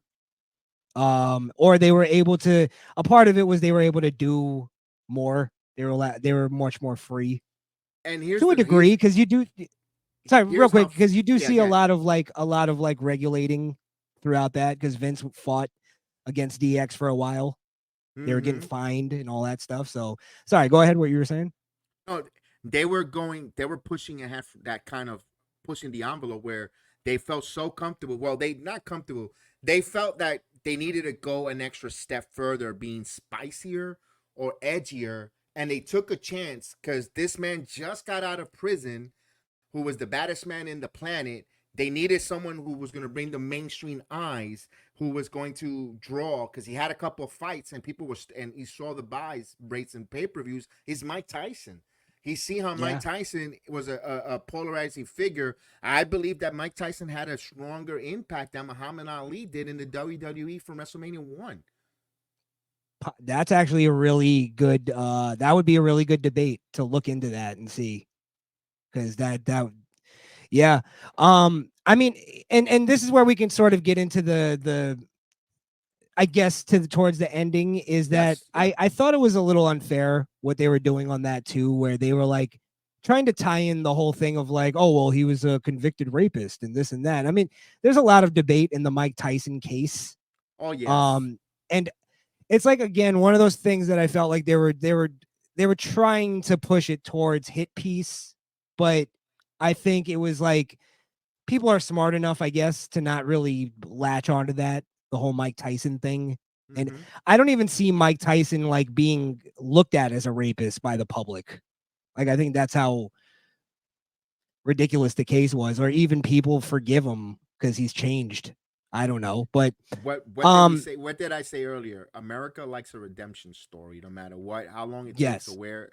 And you could see Tyson was a redemption story. Got back his life, became world heavyweight champion after serving his time for his accusation or being accused of, or being convicted, whatever you want to call it, with him. And now he's rising to the top and getting back to the top and rising, redeeming himself, and that's why people don't really think about his sins in the past, because they felt he paid his debt to society. Yeah, I just noticed. Let me just give you another example. When they were kind of covering the Trish stuff, right? Because that's another thing that's been really like kind of, when they want to point to Vince being a piece of garbage, they'll like point at the Trish stuff. They'll go, look, he made her bark like a dog and get on her knees and this and that. And Trish was like, she was like, throughout that whole entire thing, there was a couple times where it felt a little weird, of course, but she was comfortable with everything. She didn't do anything that she didn't like. She wasn't forced to do anything. So, like, I think again, where they were trying to make that seem a little like demonize that a little bit more. And then when they get Trish to answer, she's like, no, I was fine with it. And it's like, okay, well, that's the end of that. We can't demonize them on that. I felt like they did that quite a few times. But I just, again, like, I don't feel like in terms of that, we got anything new or anything super exposing or revealing. And I hate to say this. It's going to sound wrong. This is my opinion. It felt Trish wanted to do what it takes to make money and get to the top. I'm not saying that she slept with Vince, but like she said, bark like a dog, and she could have said no. And many times she said Linda McMahon was part of the storyline with her, and she had no issues with that. Like, she gave ideas. Yeah, you want me to kiss your husband like that with you sitting there? Yeah, go ahead. And it's like, so she's like, okay, if you're okay with it, I mean, let's do it. I'm a paid actor. I'm a paid performer. You know, coming from the world of fitness, she knew what she was getting into when the world of fitness. She wasn't. It's not like she went to the performance. It's different now. That happens now. These girls that are in the performance center right now, working their asses off, working, and they say they bring them up to the main roster, and they got to do these kind of stupid roles. Now, you know, that's disgusting. I'm not saying it wasn't disgusting back then. I mean, you know, it entertained us. I mean, now as an older, mature person, like, damn, it was kind of raunchy. That was kind of pushing the envelope looking at them. But as a child, and where I was in my life, I found it entertaining. I'm going to be totally honest. I'm not going to be hypocritical. And then you look at what it did, right? That's WrestleMania 17 was the culmination of that whole storyline. They showed even a great shot of when Trish finally stands up to Vince McMahon, slaps him across the face, and she walks out. She storms out. It was almost symbolic to me because her storming out, you realize she storms out and then goes on to have this great wrestling career, like as like a legit wrestler. Like, and that's where I think a lot of these new female wrestlers get that thing of like, oh, well, I'm too good to do that. And it's like, yeah, but the legends that came before you did it. They did bra and panties matches, and they still went on to have respectable careers. They did both things great. They did the corny female matches great, and they wrestled great. So it's like, I think that humility is missing from these new performers. They think they're too good to do these things. They're entitled to a level. Okay, I respect that. But here's my opinion with they don't need to do bra and panties. Just look at their ring gear sometimes. Their ring attire sometimes, you don't even need to be in bra and panties. Yeah, they dress like I was watching the show with my my girlfriend, and I'm like, you realize they're all dressed like whores. And she's like, oh, that's rude. And I'm like, no, like they're like dressed like legit prostitutes. If you saw them walking around on the street like that, you would think they were prostitutes. And it's like, so it's in this weird place of like, I think they're trying to sell sex without being blatant about it. They're selling sex and then going, they're buying my wrestling career. And it's like, no, they're still buying your TNA. You know what I mean? All right, I see it. All right. I mean, I didn't like, never saw it that. I never saw it that way. I see it that they're marketing themselves. Like, I am a great wrestler who looks beautiful, who looks great, who could pull out this attire look phenomenal. You know, you're gonna want to dream about me, but if you dream about me, I'm gonna pin you. I'm gonna destroy you. And that's the way I see the women currently now. The way that's just, you know, yeah, I think it's. I guess I'm a little more critical on women. No, I am a sexist. No, but I mean, you're entitled to your opinion. It's an open space. Everyone has their own opinion. Again, and I totally respect you respect that. That's no problem with that's your thoughts. I can't. My thing isn't even coming from like a hateful place. It's more of like, I think it's just what nature dictates. With women, sex sells. Like, we all love a beautiful, we all love a beautiful woman, a beautiful woman that has a talent. That's all you need. You could sing, you could play basketball, it could be whatever. But the fact that you're beautiful is what comes first, I think. And that could be us just being animals or it's just nature. It just is what it is. It's a male trait. Look, listen, Yes. I'm not gonna lie. The fact, when the current ring announcer Samantha Irvin, she's gorgeous. And the caveat is she now could speak. She has a great set of vocals. Makes it like, oh, with a talent, that's like, there it goes. There's a caveat there. And I'm pretty sure there's males that females see, and like, let's use Roman Reigns. He's got features that they love, but he's also a alpha male that's going to attract even more women. It's a wrestling. We like the storylines. We love the nostalgia, but it's also a visual sport. Let's put it that way. We watch where our eyes are visual to appealing, because you put there, Earthquake wasn't going to be the number one guy on the top because of his looks. Right. And just to take it back to the conversation we were having earlier, the steroid thing. It's like there's a reason why those larger than life looking people sold. Hulk Hogan sold. Like a skinny Hulk Hogan isn't going to sell. No. You can't even call him Hulk Hogan. Right. Look at Ravishing Rick Rude, the way he was chiseled. I mean, the guy had a 28-inch waist, 30-inch waist, and look at the abdominals and the way he was just formed. You ask a male if they could look like that, they'll sign up in a heartbeat. Right. It's a visual thing there with that way when it comes to professional wrestling we watch. So, I mean, that's an interesting debate there that I'm going. Yeah. Well, look, let's because we're getting a little long in the tooth here. Yes, we are. We gotta get to the finish soon. Well, I just wanted to highlight a thing because they brought up the Benoit thing, because I think we do have to get into the sort of Shane McMahon stuff, family business. Yep. But real quick, the Benoit thing, because I think this documentary highlighted something as well, is that when the whole Chris Nowinski thing happened and like he started, doing the research on it, WWE actually, like, they weren't as like combative with him as we thought. In fact, like when they started like hearing him, and they were like more like, well, why are you coming after us? Let's see if we can get together and actually look at this. And I think WWE and Vince McMahon were very reasonable about that. And the fact is that even though we hate it, they banned certain moves. They banned the pile driver. They banned chair shots to the head. They did the right thing when it came to the CTE thing. And also the drug enforcement policy, the wellness program that they have. I just think WWE doesn't get enough credit for that. I think they're villainized a little bit too much on not caring about their wrestlers. And again, a different time, you could say that, but it was a different time, But when it came time and the stuff came out, in fact, WWE was a little more accepting to the CTE thing than most other companies. The NFL is still battling them on that. I think NHL is still battling on CTE. Soccer. So what were your thoughts on that? No, they were very transparent with him, with Nowinski. They said, you know what, we weren't going to give you any resistance. Don't give us the heat.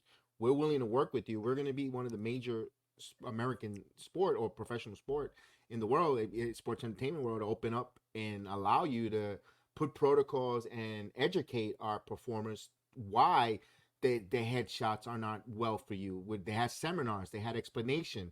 It wasn't like, I'm the booker, I don't want you using a muscle buster or a power driver or getting any chair shot because I said so. No, this is the reason why. We're finding out with some longevity with performers who've been wrestling with history in the business with doing these kind of moves are developing this, and we want to make sure to ensure that not just you're going to be safe, but your children's children and beyond in this art that's called professional wrestling. And that was a great thing. They were very transparent. They didn't want to hide anything there, and they actually helped in the research. One thing that got me a little bit when Nowinski talked to Benoit's dad with tears, said, yes, study my son's brain. That was powerful because you're asking after what was done, and there could be a parent could be in denial, in so type of different emotions, because what he did, he killed himself, he killed his family, and you're asking if we could study his brain. It's like, kudos to the father for having that maturity, or being, or for allowing that to happen, and find out what happened to Benoit with the share shots and how bad his injuries were, because all you kept seeing was him doing the flying headbutt a lot in that montage of him wrestling. And another guy who's undersized, Christian. Another guy who's undersized. Yeah. And I always think back to that. Remember that suicide dive he did, and he went like just lawn darted right into the barricade. I always think of that one. And I'm like, could that have been the one? You know, could be so many. It's very weird watching Chris Benoit matches for me, and I don't even like get like that with stuff, but it's just like, oh man, it's weird. But it was refreshing to hear Vince McMahon actually talk about Chris Benoit, even though he didn't really give a lot to it. You could tell if it's still something that he doesn't want to talk about. But more or less, all Vince said was that Chris went crazy, and it had nothing to do with steroids. That's kind of all Vince said. Yeah, because he and we did find out that he was going to be off air. He was going to totally be behind the scenes.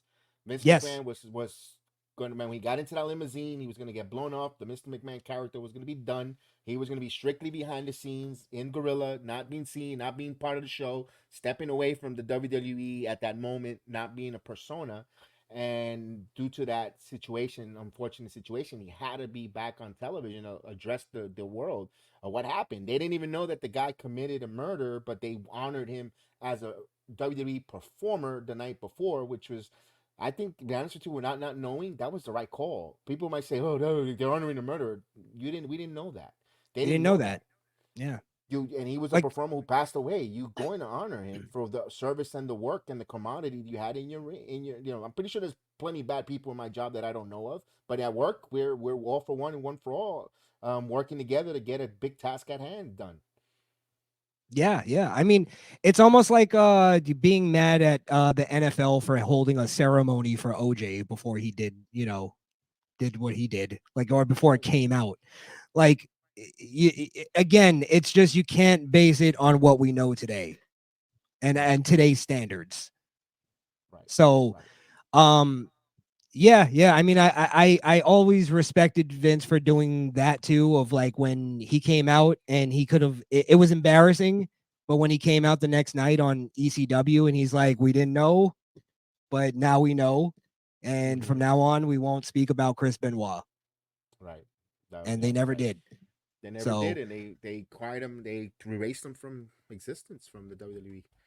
That's what that was an unfortunate situation, but next, and it's funny because we're seeing now the way the business was evolving and changing.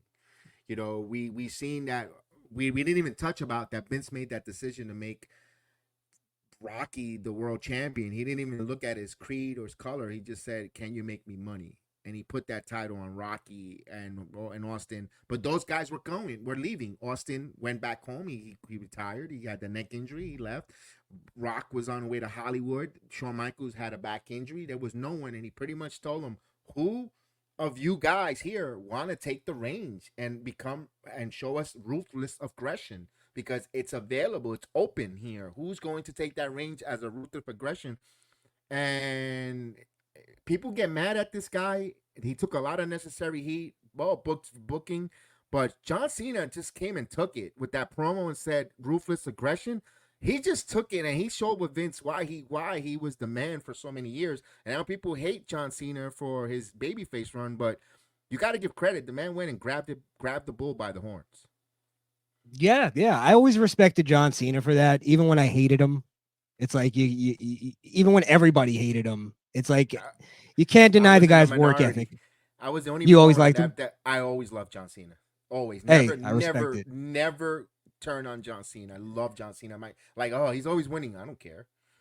I was one of those, I didn't appreciate it until he was gone. And then when he came back, I was like cheering for him. And I'm like, oh, I like John Cena. What the hell? I So always was a fan from his OBW days and watching him, from the prototype all the way, and it's just I'm just that type. I like baby faces, that long and baby face run. and I always hold to this. Still, I believe a better actor than The Rock. He is funnier. He is much funnier than Dwayne Johnson. I love seeing He's his comedy. He's really good. he's much more dynamic than The Rock. You could say that, yes, absolutely. What? But we're seeing that, yeah, we're seeing that with John Cena now. We're seeing the ruthless aggression, where things were changing a little bit there. Your thoughts on the ruthless aggression, all in all, as a whole, before we get into the family, how everything was evolving with the family. Well, to be honest, Ruthless Aggression was when I took my first hiatus from wrestling. Okay, Now, me and you were in there. Okay. Yeah, I took it maybe a little bit before Ruthless Aggression, and I would check in every now and then. Funny enough, I remember seeing that John Cena promo, and I didn't think it was anything.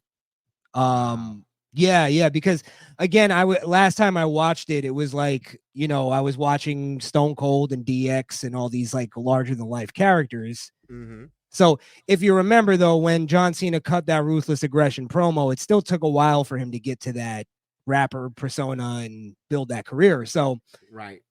that's why I didn't see much in it as far as that. But Ruthless Aggression kind of ushered in the type of wrestling that I'm not that into, which is it's less about the character, more about the man, more about the wrestling. And I was always a storyline guy. I love storylines. I don't care if it's my girlfriend cheated on me with you, and now I'm gonna fight you. It's like, okay, at least I have a reason to watch them fight, Right. It ushered in that thing of like, oh, we're gonna have a best of 7 series, and that's gonna be it. It's the competition. And I never got into that, so it didn't hold me. I got back in around not the Attitude Era, the PG era, when Punk dropped his pipe bomb. Okay. That's when I got back into it. And yeah, so that's kind of all I would say. I know there's a lot of great moments from the Ruthless Aggression era. I'm not taking away from it. I just wasn't that into it. Right. I was a little disconnected myself, moving from New York to Florida at that time, and in getting there and getting acclimated here in Florida, going to a whole new state. It was just a big shock, getting the kids acclimated, got to go to that WrestleMania where Flair got retired by Shawn, all that stuff. I still was watching it, but not the way I watch these days and back in the Attitude, even before the Golden Era. So I kind of was a little disconnected with you. But one thing I did love about the whole, from PG to Ruthless Aggression, was the McMahon whole entire family throughout the whole entire run, from Mr. McMahon persona in the Attitude Era as it evolved as corporate McMahon, with all the different things, and then him going back and forth with his family. They all battled there. There was always a storyline with the McMahon family, the most dysfunctional family in all of professional wrestling.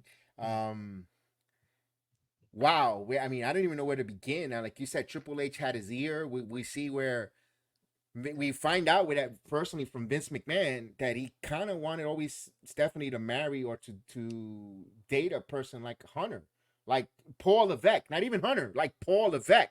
You need and he kind of hooked up Stephanie and Paul. Yeah, if you think about it, yeah, he was the one. He was the matchmaker, arranged marriage, even wrestling, and kind of arranged that marriage, because you see where the Tess storyline, where she was getting married to Tess, and Hunter pitched the idea about the fake wedding in the Quick Mark in Vegas, and they started working more and more together, and they fell in love. And I didn't know Shane McMahon was against that. And maybe that was always why Triple H had Vince's ear, because maybe Vince always looked at him as like, he's gonna marry my daughter. Like, it's possible. A lot of those guys, like those powerful rich guys, look at it that way, because they know they don't want some bum marrying into the family and taking all the money. They're very protective about that. So yeah, I think maybe that's why you look at that. He gave the idea for doing the screw job.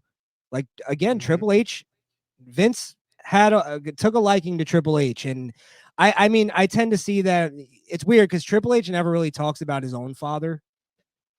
So I don't know if maybe Triple H just didn't have a father figure around, and Vince was that to him.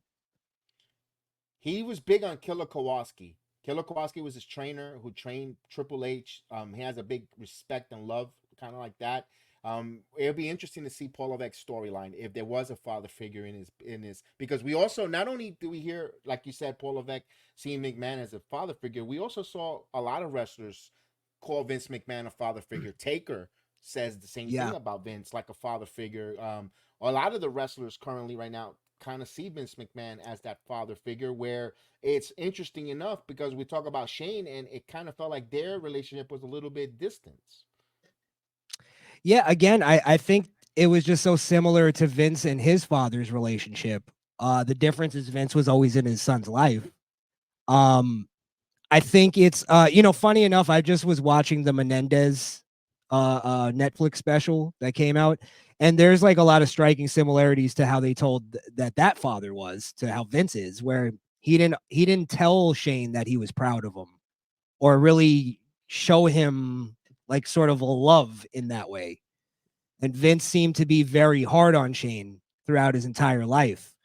And Taker, I think, said it. Undertaker said it, where I think he believes that Shane was just always trying to prove something to his father. That's why Shane went above and beyond even in wrestling.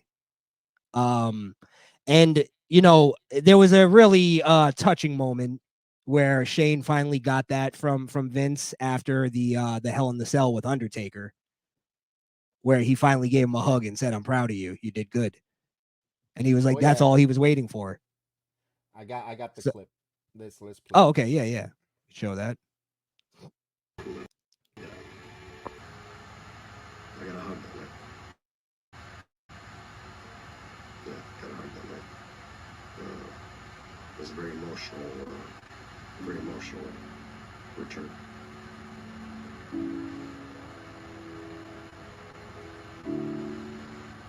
Shane got emotional and said, "That's all I ever wanted was your respect." So that was a very personal moment. I got a pat on the back, head up. Yeah. Got that. Was that going to come up? There. I'd earned that one. Yes, I did. And you see that here, that Shane, and he had his kids there. He had his 3 sons, and this is not Shane, young man. He had his kid. Vince is already a grandfather in this where that takes place, and you see Vince get teary-eyed with a tear. A little bit of an emotion with Vince there when he says, tell him I love you to Shane, and that was symbolic there. I mean, it wasn't for the cameras; it was a really genuine moment. The way I perceived, and man, wow. Yeah. I mean, I think it's important to add the context to why this was such a big moment for Shane. And that's because what you were alluding to earlier is that they had a sort of a falling out, him and his dad. And part of it started from Shane wanting to buy the UFC. And Vince wasn't in favor of it because he didn't really understand it. And to a degree, I think it's kind of it's probably a smart move because Vince would have probably made it too close to wrestling to where it would have lost its credibility, because he made a very important statement, Vince, and he goes, I'm not in the sports business, I'm in the entertainment business. And he goes, we're like Disney. We're trying to build characters and we're trying to build, storylines, and these characters can sell for years to come. And look what he's doing now. He's still selling Undertaker action figures, and he could literally sell like Haystacks Calhoun action figures. Yeah, you're right. So he knew what business he was in, and I think Shane may have been able to know what to do with it. But Vince for some reason didn't trust Shane. And I think that was part of where it started. And then from what I saw, it was that Shane wanted to, they weren't like super clear about this for some reason.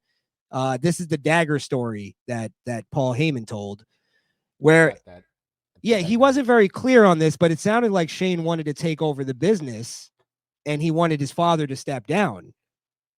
And that dispute, because what happens, you're going to play it in a second, but that dispute ended their relationship more or less for many years, until I guess Shane came back.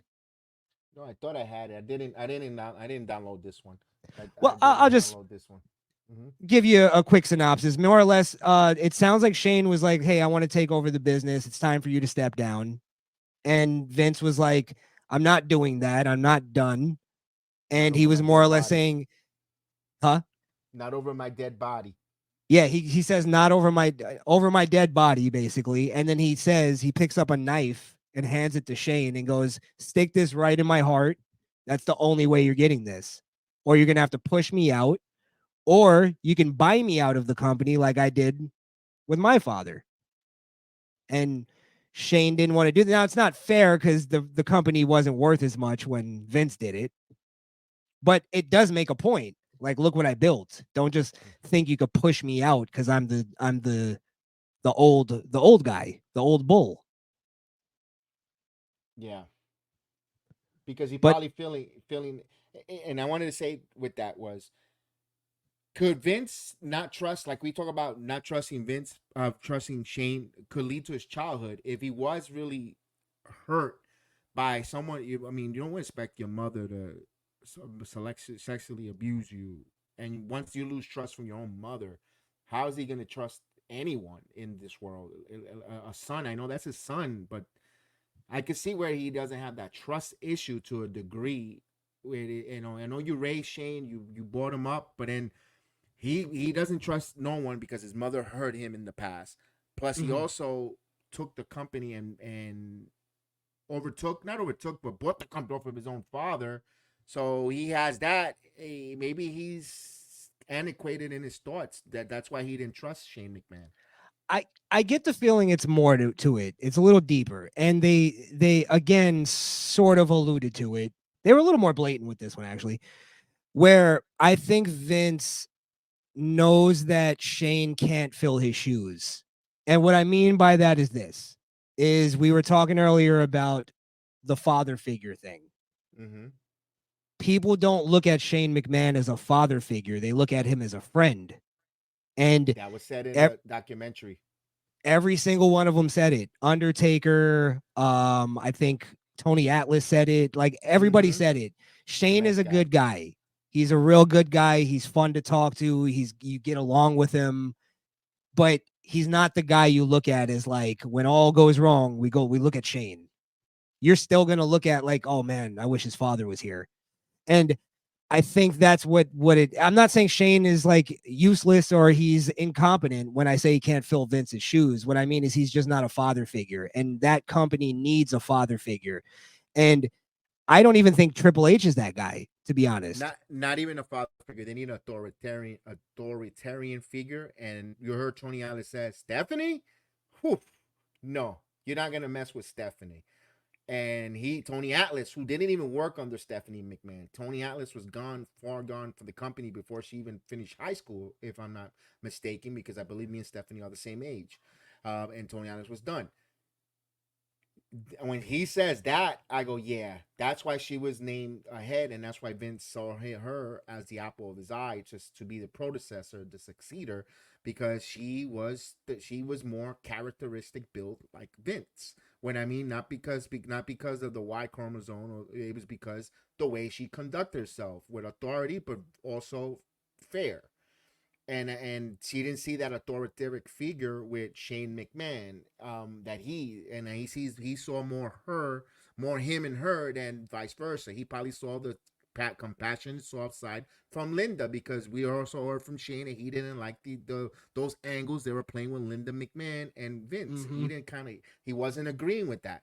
So here was a softer side, and Vince probably said, this guy is not going to do the right thing for business. He's not willing to make that extra sacrifice, but Shane did it in other ways as a performer, him putting his body on the line, but not storyline business. In the way that he knew how to do it. Correct. Yes. Now, I started to think, when Shane got fired from WWE, right? Was that him maybe trying, the way he was behaving supposedly at that Royal Rumble? which is what like it sounded like he was trying to sort of throw his weight around. It Do kind you of think felt that like was it. you think that was maybe him trying to sort of like show Pops, hey, look, I could do it. And he just didn't do it right because it's not him. Yeah, he was playing a role that wasn't himself, and he had to put a stop to it. And Yeah, maybe, yeah, and I'm gonna leave this to reserve. I want to wait to see what happens because maybe Shane might think you're just listening just to Hunter, you're not listening to me, and I'm your blood. It could be that too. Could be a ego power it could, struggle in there. it was definitely too you're putting Stephanie in charge, not That me. also, I'm right, the prince. right. I'm your first heir. I was born. I've been there. I did all the jobs in the company. I set up the ring. I refereed. I did announcement. I did, was a talent. I was ambassador. I did this in the front office. I did all this other stuff for marketing. Did all the every possible hat in the WWE other than the CFO, the owner. And you let Stephanie, who didn't do it, didn't wrestle. Well, she did wrestle. I mean, didn't do the other stuff that he did up the ropes. He kind of feels slighted. I could see where I could see it. Shane might feel like that because listen, sibling rivalries, no matter what, it's real and it could be really competitive. Yeah. Now imagine your sibling rivalry has a multi-million-dollar company in the midst. Like how much does that amp up sibling rivalry? Like I get it.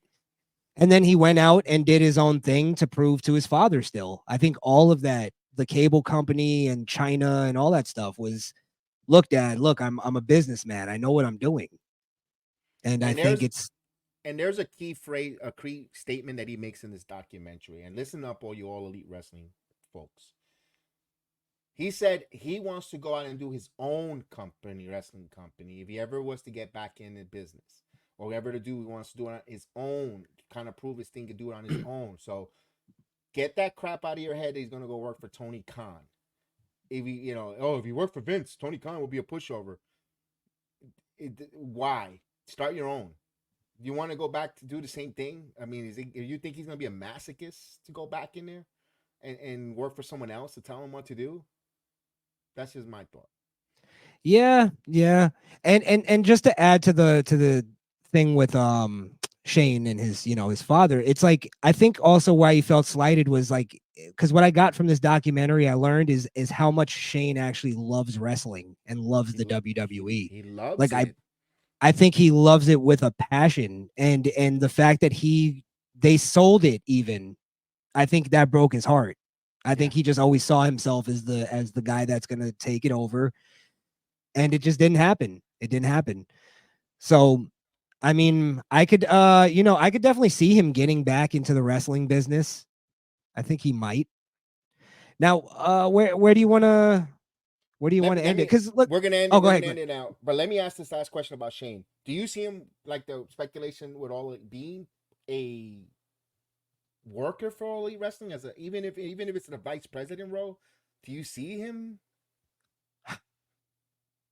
To be fair, I could see it. I could see him by like at least playing with the idea. That's an option to him. So that's where I would disagree with you a little bit. Okay, is that I could see him having that as an option because again, Vince and Shane are businessmen. They're going to look at what's the best idea to go with. And yeah, it's always a fun idea to go like, I'm going to start my own company and we're going to start from the ground up and blah, blah, blah. But it's always a smarter business move to like look at AEW and go, all right, maybe that's viable. Maybe we could still rebrand that and make it something. They already have a fan base, whether it be small or big. We can go from there. So yeah, I think it could be a possibility. I know they actually met up with Tony Khan, right? Shane did. There was another picture met up with the Bucks in a few days ago, and there's a lot of rumors or that he might show up, but I don't see Khan selling a portion of the company. But we didn't also think Vince McMahon was going to bring in a Nick Khan into his business, and look where Nick Khan is right now. You also got to look at Tony Khan's father, because he's the one that's really bankrolling everything. Yeah. So he might step in and go like, listen, Tony, you'll still have your control over the company, but this is the best move to go. You're losing me money. This is becoming a hemorrhage on my bank account. Fair point. And they bring in a McMahon to help out. I could see that there. You know what? Fair point. I didn't think about it that way. I appreciate that one there. I thought that he would be Shane McMahon would try to get involved. Would be with a Scott D'Amore with Maple Leaf Pro. You know, where Maple Leaf Pro is trying to start up. They need the capital, the finance. Scott D'Amore could run and the booking, all the other stuff. Shane is the overseer, the face and they could go with that, but there hasn't been any mention of that. I'm just saying, if I was to see Shane start up a wrestling company, it would be a Maple Leaf Pro. But your point with All Elite Wrestling and Shy Khan telling Tony Khan you're bleeding, and right now the Jaguars are 0-3, they're not having good season. The wrestling company is losing money, hemorrhaging. Don't have a TV deal yet, although he's saying there is or isn't. Shane McMahon could have been one helping negotiate the TV deal and come out with they could use that maybe the TV executives, we're going to give you a TV deal, but you have to have Shane McMahon as a partner, part of your television deal. It could be that with Fox or other stuff. Because remember when Fox was moved with the WWE, Shane was part of the company, so he might have connections in Fox. Who knows? Well, let's be honest. Really, the only name that means anything in the world of wrestling business is McMahon. They're the only name that has look, we have 40, 50 years of credibility here. Right. With experience. So who better? And wisdom. Yeah, you're right. Who better? Right on that. Yeah. So, I mean, it would make things very interesting if Vince and Shane McMahon bought AEW. You think that Vince would be the only? You think Vince will go with Shane together? If Shane is doing a thing just to prove to his father he could do it, then it's going to be just Shane. But I've heard rumors that Shane, when he meets with Tony, Vince is supposedly on speaker phone on a conference. I did not know that. That'll be interesting because Vince McMahon, I thought Vince would be done, but you never know. I thought this would be something Shane would do on his own. Because I would see, because Vince will go after. Well, Stephanie's no longer part of the company, but Hunter is. You might be right. That could, because think about it. It could also quell the sort of feeling of Shane where he needs approval from his father, where it's my father wants to be my partner now. That's all he needs. That's all the respect he needs. Yeah. And I get to work with my dad. Yeah. I get to work with my dad. We're on good terms now. Let's run a wrestling company. Why not? Interesting. We'll see on that there. But all in all, we get the McMahon docu-series, and I asked this question on the videotape, on the thumbnail, and on the description of the video. After seeing all the different stuff, they ended the docu-series right before, as soon as the Janelle Grant acquisitions came out, before him leaving the WWE, selling his stocks, the merger and all that stuff. Can I say this real quick? Yeah.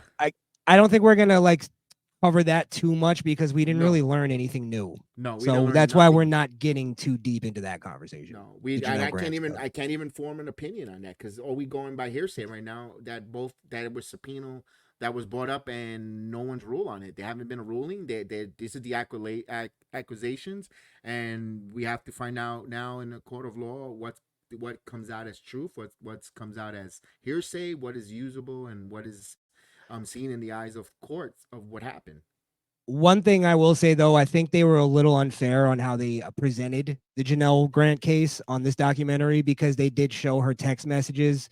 However, Vince's team has put out love letters that she wrote to Vince, and they didn't even mention those. There is evidence on Vince's side as well that shows that maybe this was consensual. So I think if they were going to present the text messages, they should have they glossed over the text messages, but they should have presented a little bit more on the case. They made it a little one-sided. But that's all I'll say about it. That's about it. No, that's right. And again, guys, I know we glossed over and we forgot to talk about Owen Hart. We forgot forgot about Sable, but damn, it's almost 2 hours. I don't want to keep you guys on forever on that because we could be here for another hour just talking on rehashing that. The only thing I could say about Owen was seeing the blood on the canvas, and they kept the show going. I understand why Vince did it because he said it would have traumatized those people in the arena. They had no clue that he passed away and he was hurt People in pay-per-view. I remember watching that pay-per-view. I had people over. I had company over for that. My house was full of watching wrestling. And I remember that. I was like, damn, is he really? And then they said he dead. We were like, damn, it took the air out. But they didn't announce it to the arena. So Right. they would, and just they didn't want to traumatize. Just think about the stampede, the crying, or what would have transpired if they would have made that on the announcement. They would have said that, or they said we're gonna cancel the show. You don't know what's gonna happen. A riot. They maybe they didn't have the police coverage to keep people's safety or what case. So I kind of understand why the show And- go on, and now go, and I'll leave that with the Owen. Just a little context too Mhm. is that a lot of people again armchair quarterback this thing from today's standards, right? And when you look at WWE at the time, one, they were just kind of coming back. They were getting the resurgence again. I mean, 99, they were pretty much in it. They were pretty much in the top of it, but they were in the middle of a war. They weren't publicly traded at the time. They were still a privately owned company. It's not as easy as we think of going, oh, they should have just refunded it, ended the show, that's it. It's like that could have actually really screwed them up in like financially, where do they have Raw the next night? Like, do they have the money for it? I don't know. I don't know if, like, we can't necessarily say it was that easy for them to shut it down because we're looking at a $1 billion company now. It wasn't that back then. And case in point, look at what's happened to TNA right now, where they have to cancel this week showing in South Carolina. They're booked because of the hurricane. They've moved it for Sunday. They can't even do that. The place is on. They don't know what they're gonna do with their show. They're supposed to be taping for the next 4 weeks for content, and now they're scrambling because of natural disaster. And I know I'm not comparing a hurricane to a death, but those kind of implications will hurt a product or production on a wrestling company. So this was crazy. Let me remind people too. Remember when WCW, their pay-per-view ended like 30 minutes too early, and they had to refund everybody that money. They refunded my grandfather. He ordered that pay-per-view. He got his money back. Like, it really screwed them up financially, and that was a huge company. So it's not that simple. As much as it's like easy to say, yeah, he should have ended the show. Yeah, I agree, like morally, but that's the business decisions that somebody in his position makes that we can't really understand. And he agreed with Brett for being upset, saying, and he understands what he came from. If it was Shane falling from the thing, you would probably get mad. He goes, heck, if I would have fallen and died, I would have said, keep the show must go on. He put, but he says, I understand where Brett comes up and get upset. Of course, it's your brother, your loved one. You'll be hurt, and of course, that's grieving. He passed away. He's not coming back, no matter what. And I get why Brett was upset. I'm not I'm not upset with Brett getting upset. And we even Martha Hart for all that, but again, it showed that the harness was the fault. It was a terrible harness. It was bad. It was no good. It didn't stop WCW from dropping Sting from the Raptors. They kept doing it. And they did it recently with Martha Hart in the building a couple months ago. Yeah. I mean, it was a faulty harness that they say that it shouldn't have been approved to be put out, but it did. Right. And it's one of those things. And, of course, like, we lost Owen Hart. It's a tragedy. Crishaun, I'll tell you, that same harness, my father passed away in a scaffolding in 1997. He was in a scaffolding before going to lunch in Vernon, New Jersey. And he went to move something, and that harness failed. He fell. He fell 13 stories and passed away in 97 because of that harness. Man. I'm sorry. It's past the 97. I appreciate it, and I'm telling you from experience, mistakes, faulty equipment happen. Yeah, sadly, it's just kind of the world is a dangerous place. It really is, and especially when you're now putting yourself in, like, I'm gonna put myself in a high risk thing. You're upping your chances. So, yeah, I mean. What do you say about that whole situation? It's very sad. It's sad. It's sad because I didn't live the same. I lived the same thing of a family member falling and dying. I remember. Yeah, that's what I'm saying. That touched that, and that happened after. Owen happened before my father. Owen happened. Mine was 97. The only thing it was in 97. Owen happened after, and it's like, it just brought memories, like, entertaining, and it's mistakes happen. That's mistakes. Yeah. They they went to court, they checked out faulty equipment. It's that's part of the I get it. I get up on ladders myself. I know that sometimes the ladders could go the faulty equipment. That's why I'm like, be careful. You could be safety, but all you need is 1 second for a mistake, and that was should it have done the Blue Blazer? That's another question. That's another story to debate. tell, Yeah. debate. They couldn't have done that. Could he just stay as the Nugget? But Owen was a comical, and that was his personality. He wanted to do that. He agreed to that. So, I mean, that was unfortunate stuff. We didn't talk about Sable either, suing, coming back. It's ironic that she sued for harassment, and then her husband, she marries Brock Lesnar, who's now part of the lawsuit being shared with Janelle Grant. It's kind of ironic and weird. I kind of wanted to hear from Mark Merrow. They should have interviewed Mark Merrow, and to find out and to hear his side. That's all I wish Netflix would have done. That would have been a great addition. I think you're right, because it would have added a piece of funny enough, I was like subconsciously thinking that, like, what is his side of this? Because I've heard him do interviews, and he was like, he was getting ready to like go and beat up the dude that's banging his wife, and he's like all pissed off, and then he finds out it's Brock Lesnar, and then he's like, okay, well, what am I gonna do? Why? It's like it humbled him really quick. That's what I wanted to know from Mark Merrow. Were you afraid of him? Why? And by the way, he lives 15 miles away from my home in Florida. He lives in Altamont Springs. He's like an inspirational speaker now, right? Yeah. He has a gym. He has a gym here. He's don't I would have loved to hear from Mark Merrow personally. I would have loved to hear from Mark Merrow. To not just about that. I wanted to find out who was Sable when he met her. Tell me about her character. Her, not the lady outside of the wrestling business, when he met her. What's her? Who is she?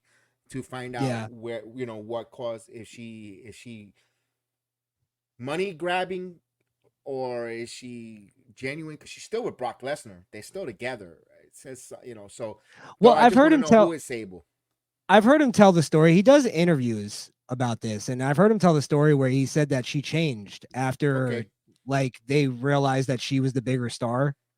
She completely did a 180 on him and started like making him carry her bags, and and then he'd be like, he'd say something, and she'd be like, well, I'm the real money maker, like that kind of thing. So an attitude change on that. But I would love, I definitely want. I'm gonna do some reach. I want to look more into Mark Merrow when he speaks about Sable, and that's out there. So we know we missed that, but all in all, we ask if Vince McMahon is a good or bad guy. Chris, your thoughts on if we asked that and what you got out of this? Summarize all this up here. Is Vince good or evil? Good or bad? I think Vince is a very nuanced guy. I have a hard time, like, even when we talk about historical figures, I have a hard time like trying to like say, oh, good or evil. It's just people are people. People are flawed. I think Vince is a very flawed man. We learned about a lot of his flaws in this documentary. He had a very flawed childhood. As far as is he a complete pervert or anything like that, I think he admits that he has a lot of sexual proclivities. Yes. And I appreciate that he's honest about that in this documentary. I think the documentary, like there's a part where Bruce Pritchard goes, I feel like this documentary is a little like bit of a hit piece, and there's things that you don't know about the real Vince McMahon. Right. And he explains how Vince McMahon basically like helped his wife survive cancer by getting her all the best research and the best medical attention that she could get and treatment. And I guess it extended her life for like another 20 years past what they said she was going to live. So, I mean, I think there's a lot more stories that we don't know about. And again, Vince, I wish he was a little more open. I wish there was more Vince in this documentary. There was a little too much for me of WWE lore and not enough Vince, I think, for it to be called a Mr. McMahon documentary. And again, he was maybe it was him being too reserved. I think you played that clip at the beginning. Maybe that's his fault. But yeah, that's kind of where I'll stay on it. Is he good or evil? I don't think this. I'll put it this way. I don't think this documentary made a good argument proving all of the evil things they've been saying about him. Is he good? I can't say that either comfortably. So I know that's maybe not a hard line stance, No, but it's that's again. I've said it's safe space. That's your opinion. I respect that. And everyone should as well. Everyone's gonna have their own opinion. You know, let's respect everyone's opinion. We need that in this world. To even if you agree to disagree, at least respect it. And you don't have to go that same avenue. There's plenty of other avenues you could go to. But if someone has that opinion, let's all have the respect to listen and make our own opinion, our own thoughts, and choose if we want to cross that path. And just to add, and wait for more evidence to come out. That's all I'm waiting for as far as Vince. I'm not going to demonize a guy that like made my childhood without evidence. Give me some evidence. Let's have some due process. Let's let the system play out. If he's found guilty, then fine. Let's criticize him all day on that. So that's where I stand. BX, what do you think? What's your final summary? I want to play one more last thing here. It's about closing, and this lady was on the documentary, really sums up something that, and I'll give you my thoughts in a second, but I want to put her on real quick because it really summarizes. Some part of us really loves watching the bad guys get over. Maybe the part of us that doesn't like the fact that we have to behave ourselves. You can't go around shoving people. You can't go around insulting people. People live vicariously through those kind of storylines and would love to punch their boss in the mouth. And, I got a chance to literally and figuratively do that almost every Monday night on Raw.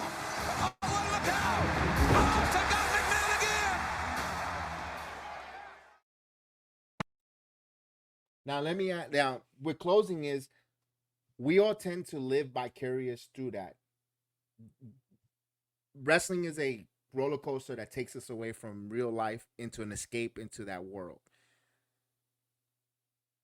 Mr. McMahon character, we see that unfold on us each and every week, that heel where we're blurring the lines of his reality or fake, or the stories that we've seen here tonight or this with docuseries makes me ask if McMahon is a good or bad guy. To me, it shows me he's human. He's just like every one of us, a human being with flaws, with mistakes.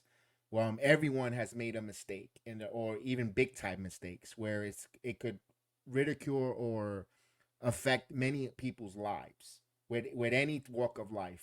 From even being a plumber, electrician, or a politician, or anyone, a bus driver. The only difference is he's in a public spotlight where there's money behind, where there's higher standards, and where he could be held accountable financially than just a regular carpenter or anyone 9-to-5 guy. McMahon showed me he's human with this piece. It shows me that he has ups and downs. He has the same thing as us. He has family problems, family issues. He has childhood trauma, like each and every one of us, some way, somehow. It's not the same exact ones. Not all of us have the same. That's what makes us individuals. That's what makes us us, because we have our own experience. And McMahon has his own experience where he lashes out maybe in the real world, but he has a place also to express his trauma through the art of wrestling. And he's just human at the end of the day. And there's always action. There's always consequences to our action. So let's wait to find out the consequences of his actions before we point and judge, because we wouldn't want people to point and judge at us until all the truth comes out and we get judged by our actions and pay our consequences for every action we take. Yeah. Well said, man. Well said. The biggest question left out of this, and I'm not saying we're going to answer this, but who is Vince McMahon? I think I still have more questions than answers. I still, to a degree, don't know the difference between Mr. McMahon and Vince McMahon. And maybe that's how Vince wants it to be. Maybe there is no difference. So I don't know. Vince is an interesting man. That's one thing you can't take away. He's interesting and intriguing and mysterious. Enigma. And yes, thank you. BX. It was a pleasure. It absolutely was. Ladies, I usually can't stand talking to somebody for 2 hours, and it just flowed like water, my friend. I appreciate it. Please, let's check out the Kayfabe Cartel. Please check out the channel, subscribe, as well as the Misfit Nation. It's definitely both by Crishaun. He runs both of the channels there with his partners. And please, at X, please check it out. The video is in the description. Where you can follow him at Crishaun on X. And please don't forget here, Sports Jedi Network. We, of course, the home of your watch-alongs, all different stuff. And we appreciate everyone. Please share, like. This will be going on audio platform in about an hour. We'll put this on Spotify. If you missed it, you could catch it on Spotify. You could take it with you. If you're in the train and you can listen to it, please 5-star reviews on Apple and all that. We really appreciate that. We want to, again, Chris, a pleasure. I can't wait. You know, we love, this is what I like, this kind of debate. When we did the first watch along with the first 2 episodes, I had a blast, and I continue to have a blast here. And of course, it's great when you have a debate with 2 different mindsets, different opinions, but we agree to disagree. No shouting, no argument, this is what we should be doing in the world. Having debates, having discussions, and not getting at each other's throat. We could agree to disagree without with being cordial. And funny enough, you find out like you have more in common with most people than you realize when you do have a conversation like this. So, you know, and we came from 2 different generations. I had a blast watching the first 2 episodes with you because it was the golden era. That was your time. I got a little sick, so I wasn't able to do the rest of the watch along with you. But yeah, I had a blast, man. It was fun. I love doing this. We're also simul streaming on my channel, so everybody on my channel, go over to BX Sports Jedi Network over on YouTube. I'll have all the links in the description. And I think your Sports Jedi Network on Twitter. At Twitter's at BX Jedi 76 at Twitter. They couldn't change that for some reason. BX Jedi 76. At Twitter, please hit. We definitely will love that. And listen, when we do the watch-alongs, anyone that wants to come on as a panelist to talk wrestling, you see Crishaun comes on Mondays at time. We see D-Walk from the PUWF and NXT time with D-Walk. We've seen Alex Coquito. Shout out to you. We got all our partners, all our wrestling community. Of course, with Kayfabe Cartel, Marie Shadows, The Running with Big Mike 27. Let me talk to you, my man Jay Movie Mania. So we are a big wrestling community that comes together, and we're continuing. Let's grow this bad boy. You know, we don't have to be at arms because we like watch wrestling different. Of course, let me shout out my girls. Of course, my friends. Are you watching this? Miss Jazz Marie as the and Miss Canary. Miss Canary, salute to you. Uncandy Canary, salute. So those also the ladies from the wrestling group, and of course our Heal the Ring group members from Miss Gemma, Terrence, Chef Dan. So enough. Thank you guys. You guys are a family to us, and we appreciate it. I'm sorry to cut you off real quick. We're going to be doing a Misfit Nation right after this over on Misfit Nation podcast, excuse me. So go over to Misfit Nation. We may open up the phone lines, let you guys call in. We'll figure it out. Nice. But yeah, at around 8:00 we'll be starting. So go check us out. Shout outs to my co-hosts Skrill Kill and Wanda. They should both be on tonight. Again, BX, thank you so much for having me on. I appreciate you, man. All the love. And I May guess the sports we're be out. with you, and we out. Acknowledge me.